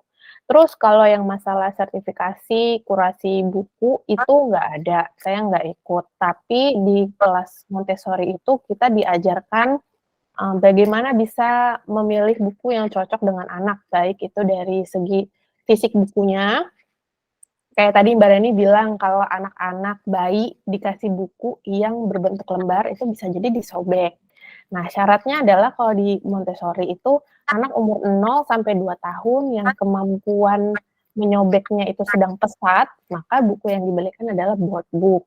Kemudian kayak tadi saya sempat singgung sebelumnya, kalau dia sudah terbiasa dengan buku dengan satu halaman satu kosakata, itu nanti bisa ditingkatkan ketika dia umur 2 tahun atau 1 tahunan lah itu udah bisa satu halaman itu jadi satu kalimat. Kalau kita suka explore di Big Bad Wolf itu ada buku-buku kayak Stories for 1 Year Old. Nah, itu bisa kita lihat apakah buku itu pertama topiknya sesuai dengan value keluarga kita, karena yang ditulis di situ sudah ada umurnya gitu. Jadi cocok untuk umur 1 tahun, cocok umur 2 tahun gitu. Tapi balik lagi ke pilihan teman-teman ibu-ibu dan bapak-bapak, apakah value yang di dalam buku tersebut sesuai dengan value keluarga kita. Itu juga sih. Kalau sertifikasi nggak ada. Mungkin Mbak Rani bisa nambahin juga sebagai penulis buku anak-anak. Iya, betul. Memilih buku untuk anak-anak. Silakan, Mbak. Ya, tadi sebenarnya sebagian besar udah dijelaskan sama Mbak Indah ya. Pertama yang kalau kita mau kurasi buku anak, karena kan buku anak tuh banyak ya berseliweran di mana-mana gitu. Entah di toko buku atau di toko online, kita bisa dapat informasi tentang buku anak di mana-mana. Tapi bagaimana sih sebenarnya mendapatkan buku bacaan untuk anak yang tepat untuk anak kita gitu ya. Itu yang pernah saya ikuti di Singapura baru kemarin Mei itu dari berbagai panelis. Yang paling pertama sih yang kalau bisa saya simpulin itu yang pertama sesuai perkembangan usia anak gitu ya. Karena anak usia 0 dengan usia 5 tahun itu kemampuannya sudah berbeda gitu. Bisa jadi kalau anak 0 tahun kan dia cuman diem aja ya, maksudnya responsnya adalah dia mendengar gitu suara orang tuanya gitu dan merekam perkataan orang tuanya gitu. Kalau 5 tahun ya udah tektok gitu, pasti akan berbeda gitu. Jadi memang perlu disesuaikan dengan perkembangan usia anak. Dan itu biasanya penerbit yang baik itu merekomendasikan usia anak biasanya. Dan kita kalau Bisa lihat ya Mbak itu biasanya bukan di belakang. kenapa? Bisa Ya, lihat betul. biasanya di belakang ada rekomendasi umurnya buku tersebut untuk tentang umur berapa sampai berapa biasanya. Ya, betul. Tapi yang kemarin saya juga dapat dari librarians ya, sebenarnya age range itu sebenarnya tidak terlalu harus saklek banget gitu. Atau apa namanya level membaca dalam anak, kayaknya level kalau dari Kemendikbud kan sekarang udah ada kayak reading level gitu ya. Mungkin teman-teman bisa akses di CB Kemendikbud. Itu buku-buku gratis dari yang dibuat Kemendikbud tuh udah bagus-bagus banget. Itu buku-buku fiksi untuk anak, beda-beda level dari mulai level A yang itu cuma 1 kalimat sampai buku level E dan F gitu yang itu udah mulai kayak apa ya, illustrated book gitu. Jadi buku dengan gambar, tapi dia kebanyakan teks gitu. Nah, itu udah beragam banget sebenarnya level-levelnya. Tapi sebenarnya age range itu tidak menjadi patokan bahwa anak saya karena usianya segini saya nggak bisa tuh beliin buku yang usia 7 tahun. Kalau menurut salah satu pakar literasi anak ya di Indonesia, Bu Sofi Dewanti, Bu Sofi itu bilang kalau misalnya anaknya memang suka dengan buku non-fiksi seperti dia mau aja tuh buka-buka buku ensiklopedia yang dia sebenarnya nggak bisa baca. Nggak apa-apa gitu, yang penting bangun pertama minat dan kecintaan anak terhadap membaca. Kalau dulu saya pengalaman anak kedua ya, beda sama anak pertama. Kalau anak pertama itu dibacakan buku apa aja mau diem gitu, diem menyimak. Tapi ketika anak kedua waktu usia bayi terus sampai usia 5 bulan bahkan masih kabur-kaburan gitu. Nah, ini yang membuat sebagian besar ibu-ibu sudah mulai melabel nih, anak saya tuh nggak bisa apa namanya, dibacakan Nggak buku, suka nggak suka baca dia. gitu. Nggak suka baca. Nah, itu sebenarnya bukan nggak suka baca, tapi mungkin itu nggak sesuai minat dia. Dan waktu itu yang anak kedua saya itu ternyata pas saya cari apa yang bisa jadi pintu gerbang dia suka buku adalah buku tekstur gitu. Yang dimana itu usianya di usia-usia dia yang waktu itu lagi 5-6 bulan, dia suka pegang-pegang sesuatu, dia suka ngeremes-remes sesuatu gitu. Jadi nggak apa-apa, yang penting anak mau dulu, minat dulu gitu. Baru nanti dikenalkan dengan beragam jenis buku gitu. Baik yang itu tidak sesuai age range juga nggak apa-apa, asalkan si anak ini minat gitu. Yang penting dia mau buka-buka buku atau baca-baca buku. Tapi memang secara garis besar untuk bisa membangun kebiasaan anak dalam membaca, kalau yang saya amati dari pengalaman anak saya gitu ya, ya itu harus disesuaikan dengan level membaca dan usia dia gitu, dengan perkembangan usia dia. Oke, baik. Untuk sesi tanya jawab ini ya, jadi tadi terjawab ya, mudah-mudahan mulai dari pendidikan dual bahasa, terus kemudian dalam aspek-aspek yang harus dipertimbangkan dalam mengkurasi buku bacaan anak. Ya, mungkin sekarang kita kembali lagi ke tanya jawab tanya jawab terkait reading mama ya, membaca buku ini, kegiatan membaca buku bagi ibu rumah tangga.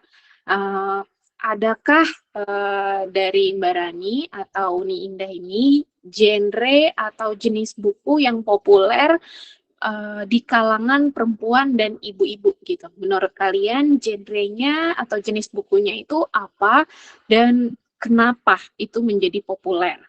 Gitu. Silahkan, siapa dulu? Uni Indah. Oke.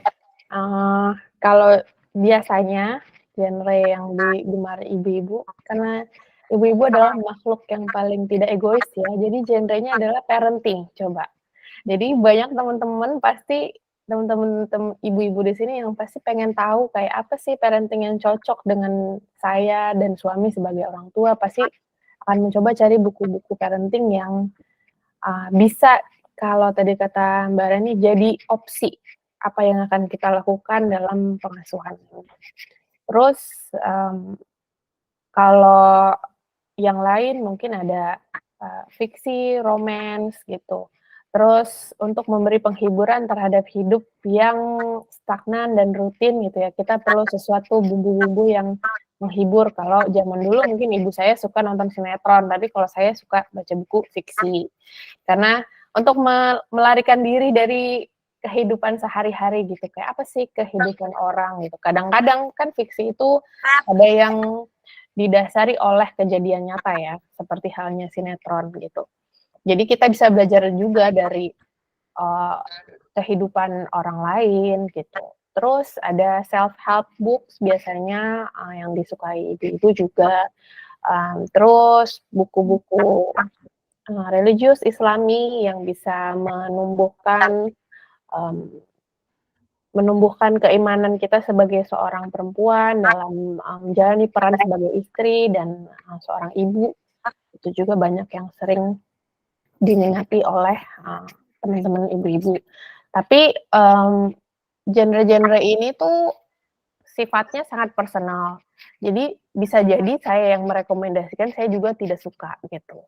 Bisa jadi saya juga tidak baca. Jadi teman-teman yang ingin memulai membaca boleh mengeksplor dulu apa sih bacaan yang cocok untuk diri saya ketika akan memulai membaca. Kalau merasa membaca buku non-fiksi itu terlalu berat, boleh baca buku kumpulan cerpen dulu atau buku puisi dulu yang tipis-tipis dan lebih ringan. Karena dengan distraksi kita di sosial media yang membaca informasi itu pendek-pendek, bukan cuma anak-anak atau Gen Z aja yang punya kesulitan untuk fokus, kita sebagai ibu-ibu juga. Jadi kalau awalnya kita belum mampu baca yang agak tebal dan agak berat, maka mulailah dari yang ringan-ringan untuk membangun fokus membaca dulu gitu. kita bisa fokus membaca 20 menit dan asik itu adalah sebuah proses panjang. Terutama untuk ibu-ibu yang mengalami kayak saya yang kalau kata Nikita Willy itu mom brain, saya juga mengalami itu. Ketika saya hamil, saya nggak mampu baca buku.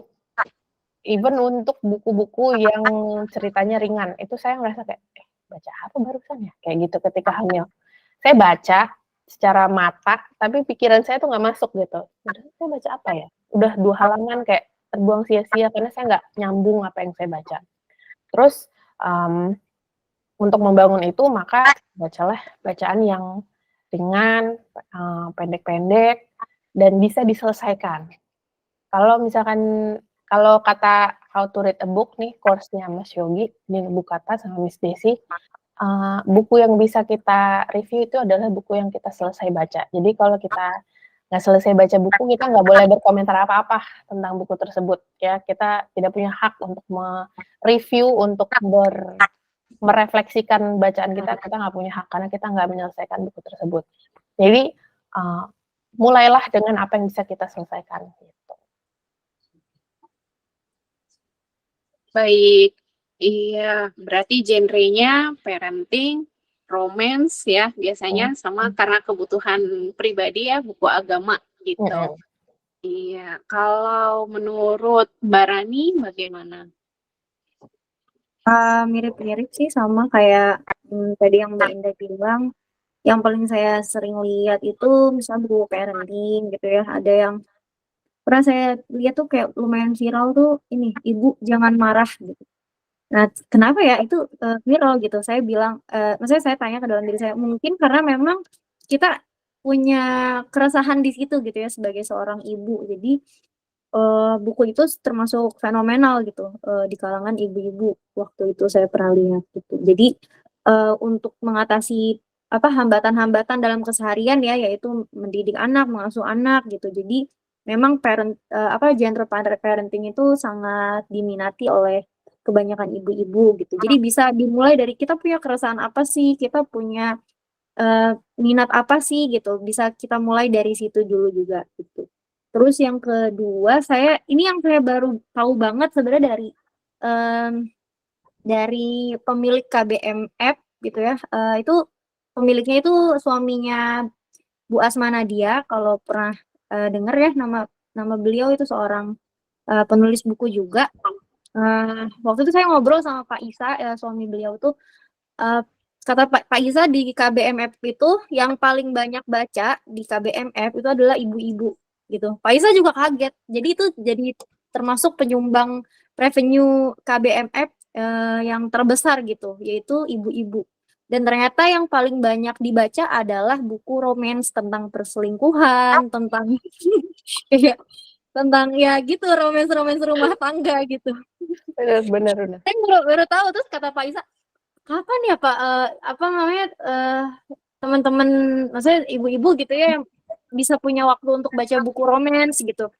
Itu saya lihat waktu-waktu mereka mengakses app KBM itu dan membaca kisah-kisah itu ketika di jam setelah anak-anak tidur dan sebelum mereka beraktivitas, yaitu jam 4 pagi loh. Jam 4 pagi tuh ibu-ibu pada baca buku. Tapi bukunya buku romance gitu. Dan itu ternyata pantesan ya layang-layang putus tuh viral gitu karena memang itu salah satu genre yang diminati oleh ibu-ibu kebanyakan di Indonesia gitu. Tentang perselingkuhan gitu ya. Mbak Rani, aku jadi keinget sebentar kalau dulu jadi keluarga aku dulu sering sekali berlangganan majalah. Papaku koran, mamaku majalah Nova, yang majalah ibu-ibu, dan isi cerita bersambungnya ya itu, cerita perselingkuhan, rumah tangga yang hancur gitu. Dan saya baca dulu waktu kecil itu, tahu nggak? Karena sukanya membaca, ini ya kehidupan rumah tangga ya, kayak gitu dulu bayangannya. Jadi saya nggak heran ya, dari dulu sebenarnya makanya cerbungnya di dalam novel ibu-ibu tuh cerita romance seperti itu, sampai sekarang ternyata masih ya. Iya betul, sampai pindah ke apps juga loh kayak gitu. Ya itu benar banget karena saya ingat ya dulu ibu saya itu sampai langganan web novel karena tertarik sama cerita itu. Dan yang pas saya lihat gini, ini gimana ya cara loginnya, gimana ya cara masukin koinnya, terus mama ngapain sih gitu, mau baca novel ini, novel apa, perselingkuhan ya, ternyata itu benar terbukti genrenya memang diminati. Mungkin karena dramatis kali ya, jadi kayak mengasihani si karakter itu gitu. Gitu, nggak tahu lah ya. Nah itu salah satu yang saya juga baru tahu gitu, insight itu. Terus yang ketiga religius ya, religi gitu, apa buku-buku religi atau self development gitu. Dan kalau self development sendiri saya kurang lihat banyak gitu ya. Dan yang terakhir ini ibu-ibu itu justru sekarang alih-alih membaca buku yang untuk adult gitu ya, mereka justru untuk untuk jadi jalan untuk ke baca buku yang berat itu mereka mulai dari baca buku anak dulu katanya. Yaudah deh saya mah yang penting baca buku anak dulu kayak gitu. Soalnya saya juga nggak punya kebiasaan baca buku dari kecil gitu. Karena saya kan punya beberapa ada mitra-mitra yang menjual buku Grow the Seed juga ya, dan mereka suka cerita kalau mereka itu justru kenapa mereka menjadi mitra dan pengen menjual buku anak karena mereka tahu mereka itu tidak memiliki kebiasaan membaca sejak kecil, sehingga ketika menemukan soal-soal gitu ya atau teks-teks yang panjang, kok kayaknya saya kesulitan gitu ya bacanya, kok saya nggak paham-paham. Jadi saya pengen anak-anak saya tuh bisa deh suka baca buku gitu, nggak kayak saya gitu. Itu beberapa memang testimoninya seperti itu gitu. Sehingga sebagian dari mereka menganggap ya udah deh yang penting aku baca buku anak gitu ya. Kayak nggak ketang gitu buku picture book yang tipis gitu ya, atau apa namanya buku-buku yang sudah masuk ke apa namanya cerpen gitu ya. Meskipun cerpen juga kayaknya bagi sebagian teman-teman yang tidak punya kebiasaan membaca masih agak berat gitu ya. Jadi mereka memilih ya udah deh yang penting saya bisa tahu informasi dari buku anak gitu. Jadi ada juga ibu-ibu yang suka genrenya buku anak aja gitu kayak gitu. Saya termasuk genre yang itu Mbak. Kadang-kadang Ya, saya juga. kalau mumet 5 sekawan saya tarik dari rak buku itu. Terus Roald Dahl juga. Makanya Kak Joan, Miss Jessie, anaknya Matilda, kita kemarin langsung ngomonginnya. Gara-gara itulah. Udah tua tapi bacanya masih kadang-kadang yang anak-anak aja lah. Iya, Lebih kayak seru mau nostalgia petualangannya. gitu ya. Dan kayak dulu waktu kecil saya nggak punya akses ke buku-buku ini gitu Kak. Inner child ya, feeding inner child. Iya, betul. Iya. Oke, mungkin ini pertanyaan terakhir dari saya sebelum sesi tanya jawab ya. Dari para mama-mama lainnya, nanti akan kita buka sesi tanya jawab di akhir. Dan ini satu pertanyaan sebelum sesi tersebut. Apakah ada inisiatif atau program membaca yang Mbak Rani ataupun Uni Indah rancang secara khusus untuk mendukung perempuan, ibu, dan keluarga dalam terbiasa untuk membaca gitu, ada nggak? Silahkan, siapa dulu nih, Mbak Rani, Uni Indah? Saya dulu boleh. Oke. Kalau membaca terstruktur, saya saat ini belum punya, tapi rencananya ada. Jijah, tolong ya, segerakan. Nah, tapi kalau yang tidak terstruktur itu biasanya karena saya sering sharing buku apa yang sedang saya baca, dan ada teman-teman lain, mostly teman-teman Bookstagram saya perempuan, yang punya buku tersebut dan dia bilang, aku juga ingin baca buku itu gitu. Akhirnya kita baca bareng atau buddy reading. Dan biasanya buddy reading itu kalau yang orangnya ibu-ibu sibuk bekerja dan kita beda time zone, karena teman-teman Bookstagram saya terpencar di seluruh dunia. Jadi kadang-kadang time zone-nya nggak sama, kita ketemunya ya via chat aja, dan kita mengencourage satu sama lain untuk bisa meneruskan bacaan, karena kadang-kadang kita nggak suka bukunya, kadang-kadang kita nggak punya waktu untuk baca, atau kadang-kadang buku lain lebih menarik untuk dibaca dibanding buku yang sudah kita sepakati untuk buddy reading gitu. Tapi kalau misalkan waktunya ketemu, biasanya malam minggu waktu di Jakarta. Kalau teman-teman saya yang lain di US atau di UK itu mungkin sore atau pagi, kita ketemu gitu waktu weekend untuk ngobrolin buku, ngobrolin keseharian kita sebagai perempuan. Kadang-kadang cuma cuma untuk teman sharing aja gitu, lagi, ribet nih punya newborn misalkan kayak gitu. Jadi tempat nyaman untuk bisa berkumpul sesama perempuan dengan sambil ngomongin buku biasanya gitu. Tapi kalau yang terstruktur belum ya, mudah-mudahan segera dan akan bisa direalisasikan. Amin. Amin. Mbak Rani, bagaimana? Tadi program membaca ya? Iya, program membaca ada rancangan nggak atau inisiatif gitu untuk membentuk mungkin ya program membaca yang bisa mendukung perempuan, ibu, dan keluarga untuk terbiasa dalam membaca. Kalau program yang maksudnya kayak tadi ya sama sih kayak Mbak Indah, terstruktur dan sebenarnya udah pernah tuh kita bikin bersama teman-teman mitra Growseed gitu ya, yang sama-sama menjual buku anak. Kita bikin yuk reading club gitu. Jadi kita baca buku terus kita sharing insight-nya gitu, berapapun yang udah dibaca di-share aja di situ gitu, nggak apa-apa insight-nya aja gitu.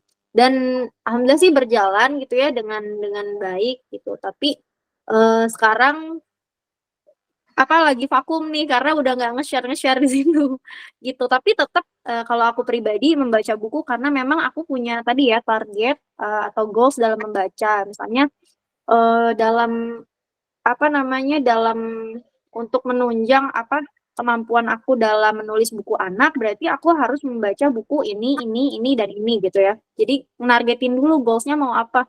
Oh, mau bisa lebih piawai dalam menulis buku anak, berarti buku yang akan aku baca ini, dan ini kayak gitu. Jadi itu paling baru di diri pribadi aja sih ketika merancang. Tapi kadang-kadang juga kalau kayak udah sebentar deh mau baca buku yang lain gitu, nggak apa-apa kayak buat lihat-lihat aja, atau mau escape kayak misalnya aku di hari Sabtu itu nggak apa-apa deh aku baca buku fiksi anak gitu ya, buat memang selain entertainment gitu untuk hiburan, tapi juga aku sekaligus belajar gitu gimana sih cara nyusun stories yang bagus gitu. Aku baca buku-buku Harry Potter kayak gitu, mungkin kayak anak-anak SMP banget ya, tapi kadang-kadang ya gitu aja sih kayak biar tetap ada kegiatan membacanya gitu, dan itu juga bisa menunjang kegiatan aku dalam menulis buku anak juga gitu. Jadi kalau dibilang terprogram banget sih gimana ya, yang penting sih kalau kata aku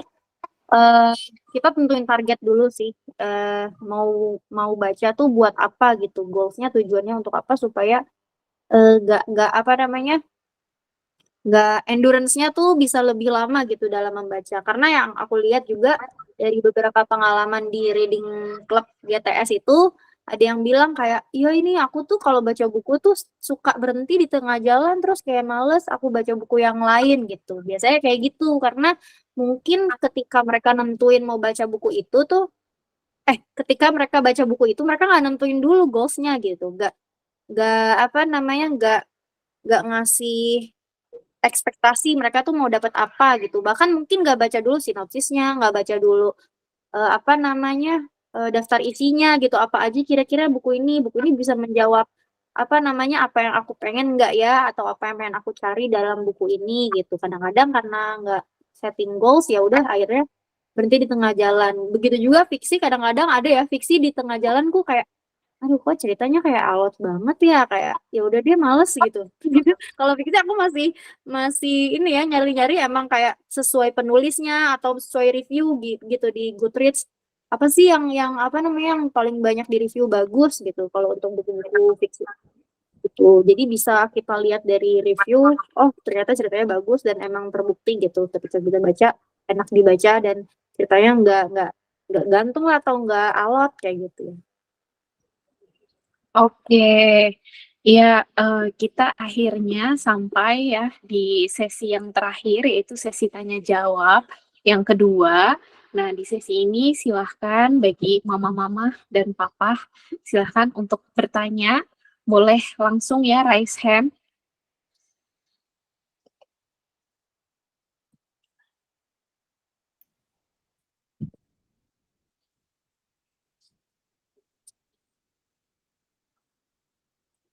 Adakah?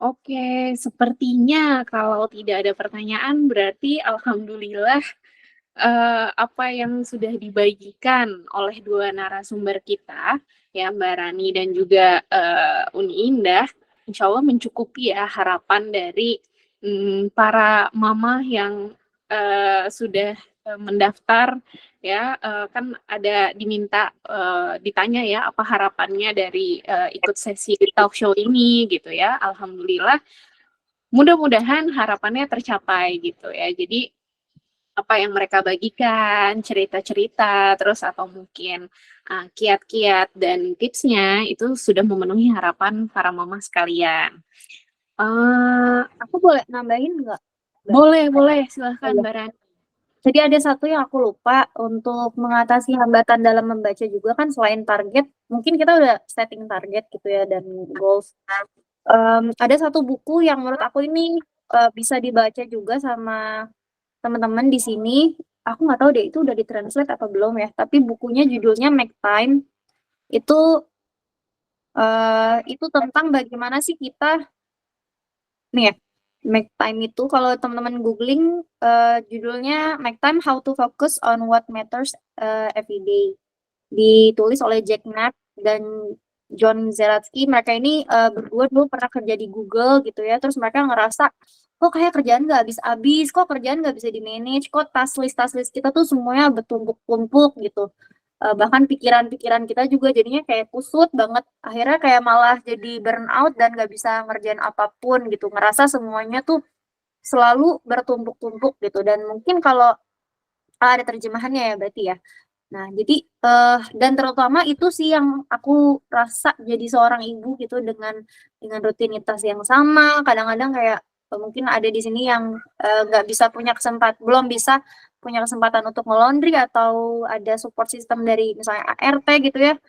Cucian memanggil-manggil, cucian piring memanggil-manggil gitu. Dan itu sebenarnya kan kita tuh waktu kuliah dulu juga punya task list ya. Ada misalnya ngerjain tugas atau baca buku ini gitu. Nah, ketika kita menjadi seorang ibu rumah tangga, task list-nya tuh mungkin jadinya berubah gitu. Jadi bentuk cuci piring atau misalnya naro-naro piring gitu. Itu juga sebuah task list kan gitu. Dan itu harus di-manage dengan baik gitu. Cara manage-nya adalah ya tadi how to focus on what matters every day gitu. Jadi bisa kita prioritaskan apa yang matters atau apa yang menurut kita itu penting gitu. Jadi kita fokus ke hal-hal itu gitu. Dengan kita menyusun apa yang penting bagi hidup kita. Jadi kita bisa tahu oh hari ini kita mau ngerjain ini gitu. Dan pikiran-pikiran sampah tuh kadang-kadang banyak banget ya di ibu-ibu gitu. Kalau di Make Time, pikiran-pikiran kayak gitu tuh ini di Make Time atau di mana ya, tapi intinya dalam memanage task list itu kan sebenarnya memanage pikiran ya supaya clear gitu. Bagaimana kita punya, kalau kata suami saya, punya otak eksternal gitu di jadwal kita di time management kita gitu. Sehingga kita punya clarity dalam hari ini kita mau ngapain gitu. Nah, jadi mungkin buku itu bisa banget membantu teman-teman yang punya task list banyak gitu ya. Jadi pekerjaan ibu rumah tangga juga itu adalah sebentuk task list gitu. Jangan anggap itu kayak cuman nyuci, cuman ini gitu kan. Jangan sampai kayak kita menganggapnya itu kita remehkan. Padahal itu menggantung-gantung di pikiran kita dan membuat pikiran kita tuh kusut gitu ya. Mungkin kalau saking capeknya gitu setiap hari berulang terus gitu. Jadi bisa atau kadang mungkin bisa disiasatin juga kayak nyuci hari apa gitu bisa di-manage ketika kita udah tahu apa yang mau kita fokusin hari ini gitu. Nanti boleh teman-teman baca, menurut aku itu sangat mind blowing. Tim aku juga waktu kita kan ada reading club juga ya. Kita bahas buku itu Make Time bareng-bareng Make Time ya. Make time gitu. Itu tim aku semuanya hampir semua testimoni yang memang sudah menjalankan Make Time itu sampai ada yang tadinya depresi banget katanya terus jadi lebih bisa ngerjain skripsi dan kerjaan dalam waktu bersamaan gitu. Oke, pas banget nih saya ingat karena tadi berhubung ngomongin rekomendasi buku ya, tapi kan tadi Mbak Rani rekomendasi bukunya adalah terkait usaha ibu rumah tangga dalam mensiasati ya menghadapi tantangan lah khususnya tentang time management. Nah, tapi secara umum lah ya, bacaan untuk ibu-ibu, adakah dari rekomendasi dari Mbak Rani ataupun Uni Indah, rekomendasi buku yang cocok sekali dibaca gitu untuk kita, para ibu-ibu? Ataupun calon ibu atau para papa di sini nanti bisa merekomendasikan kepada istrinya gitu. Kita belum ngomongin itu ya, peran suami dan peran bapak-bapak nih untuk Oh iya. empowering ibu-ibu. Betul. Kalau rekomendasi buku, jadi taste-nya sangat subjektif ya, tapi yang ingin saya sangat rekomendasikan adalah bukunya Dr. Sofia Rahman yang saya ikut read along-nya. Dia itu menulis buku A Treasury of Aisyah. Bisa share screen nggak sih, Jah? Boleh nggak? Mas Yogi boleh share screen boleh? Boleh. Oke, ini sebenarnya saya udah nyiapin slide, tapi biar Jijah ada kerjaan dikit dia nanya-nanya. Ini di slide terakhirnya adalah book recommendation saya, tapi top recommendation saya untuk sesama perempuan yang sekarang menjalani peran sebagai istri dan ibu. Bukunya ada di sini, A Treasury of Aisyah dari Dr. Sofia Rahman. Penerbitnya adalah Kube Publishing. Bisa didapatkan dari Mas Yogi, bisa PO nggak nih dari Kube Publishing ke Lubuk Kata. Jadi buku ini cocok dibaca untuk kita perempuan yang merasa saat ini kok kita devalued ya, kehilangan nilai gitu. Sedang merasa di titik terendah atau sedang merasa kurang gitu. Buku ini bagus dibaca untuk meningkatkan semangat kita untuk berperan lebih positif, meskipun saat ini hanya cuma jadi ibu-ibu dan seorang istri gitu, tanpa ada peran sosial lain di luar. Karena dulu, ini berangkat dari personal experience saya ketika saya resign itu, saya merasa hidup saya tuh kok sangat kecil ya gitu. Saya cuma istri, ibu gitu, nggak bermanfaat lagi untuk hal yang lebih besar gitu. Nah, ini salah satu buku yang bisa dibaca untuk meningkatkan gairah dan semangat supaya kita merasa lebih berarti sebagai seorang perempuan. Treasury of Aisyah, atau kalau mau belajar tentang sejarah Islam dalam perannya yang juga disokong oleh perempuan-perempuan luar biasa, ini ada A History of Islam in 21 Women. Terus kalau parenting ini ada Positive Discipline, Islamic Montessori, How to Talk So Little Kids Will Listen. Karena ini buku-buku yang udah saya baca. Kalau belum saya baca, saya nggak berani rekomendasiin. Terus terakhir untuk menuju bulan Ramadan nanti bulan Februari, Maret ya? Maret, April. Kita bisa coba baca buku Ramadan Reflections ini untuk diri kita sendiri, untuk meningkatkan ketakwaan dan keimanan dan bagaimana kita memaafkan masa lalu yang kita membuat kesalahan, bagaimana kita memperbaikinya. Ini berbicara tentang past, present, dan future diri kita sebagai perempuan muslim gitu, ini yang Ramadan Reflections. Itu sih top recommendations-nya. 3, 1, 2, 3 yang parenting boleh disesuaikan lah dengan value keluarga masing-masing. Oke, itu aja aja.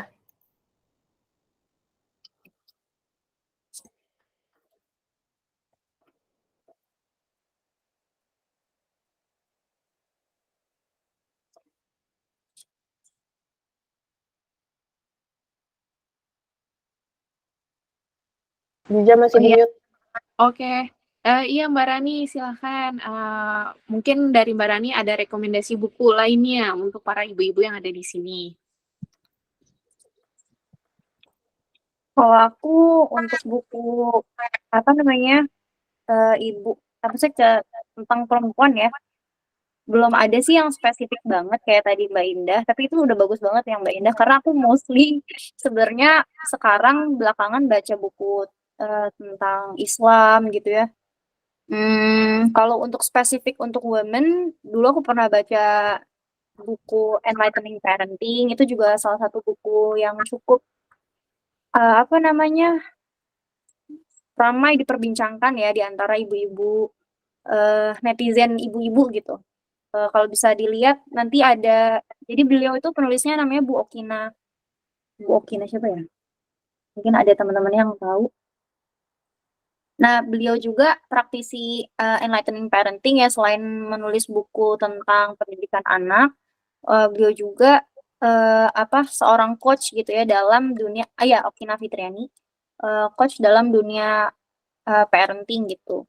Dan beliau juga mendalami NLP. Saya sih kalau sekarang karena tadi ya mungkin kalau ibu-ibu itu banyak rentan di isu mental health gitu ya, karena tadi ada banyak, kalau saya ya sebagai seorang ibu juga pernah sih mengalami hal itu gitu. Terutama ketika saya dulu merasa sama sih karena bergulat di infinity pool di hanya di Instagram, di sosial media gitu. Saya ingat dulu kayak sehari-hari itu kayak gampang nangis gitu ya, gampang marah. Ternyata memang setelah ditelusuri karena memang tidak ada clarity dalam mind gitu. Jadi saya mulai membaca buku-buku mental health dari dulu sih yang benar-benar nyentuh itu kalau saya dari penulis ini Yasmin Mujahid, mungkin udah banyak yang tahu ya di sini gitu. Jadi itu buku-buku tentang mental health juga gitu yang apa namanya, yang ngingetin kita juga ke peran kita sebagai seorang hamba Allah gitu. Memang nggak spesifik ke perempuan, tapi kita sebagai seorang hamba tuh menghadapi apa namanya ya, benturan-benturan dalam hidup, guncangan-guncangan dalam hidup tuh seperti apa gitu. Jadi saya tuh semenjak ngerasain hal-hal tadi ya, apa namanya, burnout, terus sering nangis karena ngerasa nggak berdaya gitu ya, cuman di rumah aja, bener sih kayak tadi Mbak Indah bilang kayak, "Kok berkutatnya di sini-sini aja?" Gitu. Padahal sebenarnya kan menjadi seorang ibu juga itu kan berarti kita menyiapkan apa namanya, generasi selanjutnya gitu untuk ke depannya nanti ya peradaban yang lebih baik gitu insya Allah. Tapi kadang-kadang memang karena seperti tidak punya goals gitu. Jadi kita menjalani hari ya udah ngikutin apa namanya, ada aja. Kadang-kadang karena nggak ada goals ya udah kita buka Netflix atau buka apa namanya, Instagram yang kalau di digital minimalism tuh di buku itu dibilangnya apa namanya itu kayak nggak ada meaningnya gitu ketika kita justru bergulat di infinity pool gitu dibandingkan kita misalnya membaca, menuntut ilmu atau mengerjakan hal-hal yang baru di luar gitu ya, yang secara sosial kayak gitu. Jadi buku-bukunya Bu Yasmin Mujahid buat saya itu ringan dan banyak relate gitu ya sebagai seorang muslimah, ibu-ibu gitu ya, insya Allah relate karena Yasmin Mujahid juga mengalami 2 kali divorce gitu ya, yang beliau juga mengalami benturan-benturan yang lumayan dahsyat gitu ya di dalam kehidupan beliau gitu. Saya punya beberapa bukunya, ada 3 ya kalau nggak salah gitu Bu Yasmin Mujahid. Terus saya suka baca artikel-artikel di websitenya gitu tentang kehilangan, tentang apa namanya, kesedihan, ketakutan gitu. Karena ternyata perempuan tuh sangat bergulat sekali ya dengan feelings gitu. Jadi saya sih ngerekomendasiin buku beliau gitu karena menurut saya itu relate, terus ringan juga dan insya Allah bisa jadi pintu gerbang lah untuk kita bisa semakin cinta membaca buku. Alhamdulillah, akhirnya selesai ya sesi talk show kita yang ditutup dengan rekomendasi buku-buku yang luar biasa menarik. Ya, tadi juga sudah dibantu di screenshot ya oleh Mas Yogi dan di-share di grup WhatsApp. Ya, jadi nanti mama-mama bisa cek kembali ya kalau tadi nggak sempat screenshot atau nggak sempat nyatet gitu. Oke, nah mungkin sebelum kita tutup ya ada permintaan adalah kita sesi foto bersama dulu. Ya silahkan boleh open cam ya, tolong dibuka kameranya. Nanti kita saya hitung ya, saya hitung nanti di screenshot oleh Lubuk Kata, Mas Yogi. Oke, silahkan. Yogi, udah siap? Saya hitung ya. Oke, 1, 2, 3. Sekali lagi. 1, 2, 3. Oke. Oke, alhamdulillah, sesi pertama dari The Reading Mama, Care to Read to Care sudah selesai. Mudah-mudahan sesuai dengan harapan para mama yang hadir di sini, ya, bisa apa yang sudah dibagikan cerita serta kiat-kiatnya itu bisa memenuhi ekspektasi mama semua, ya. Kita tutup cara ini dengan membaca hamdalah. Alhamdulillahirabbil alamin. Subhanakallahumma wa bihamdika asyhadu an la ilaha illa anta astaghfiruka wa atubu ilaik. Ya, kita tutup, silahkan Mas Yogi. Berarti udah boleh ditutup ya. Boleh lihat. Ya, terima kasih semuanya. Terima kasih semuanya sudah Terima menonton. kasih. Terima kasih Bu Kata. Assalamualaikum. Terbaik.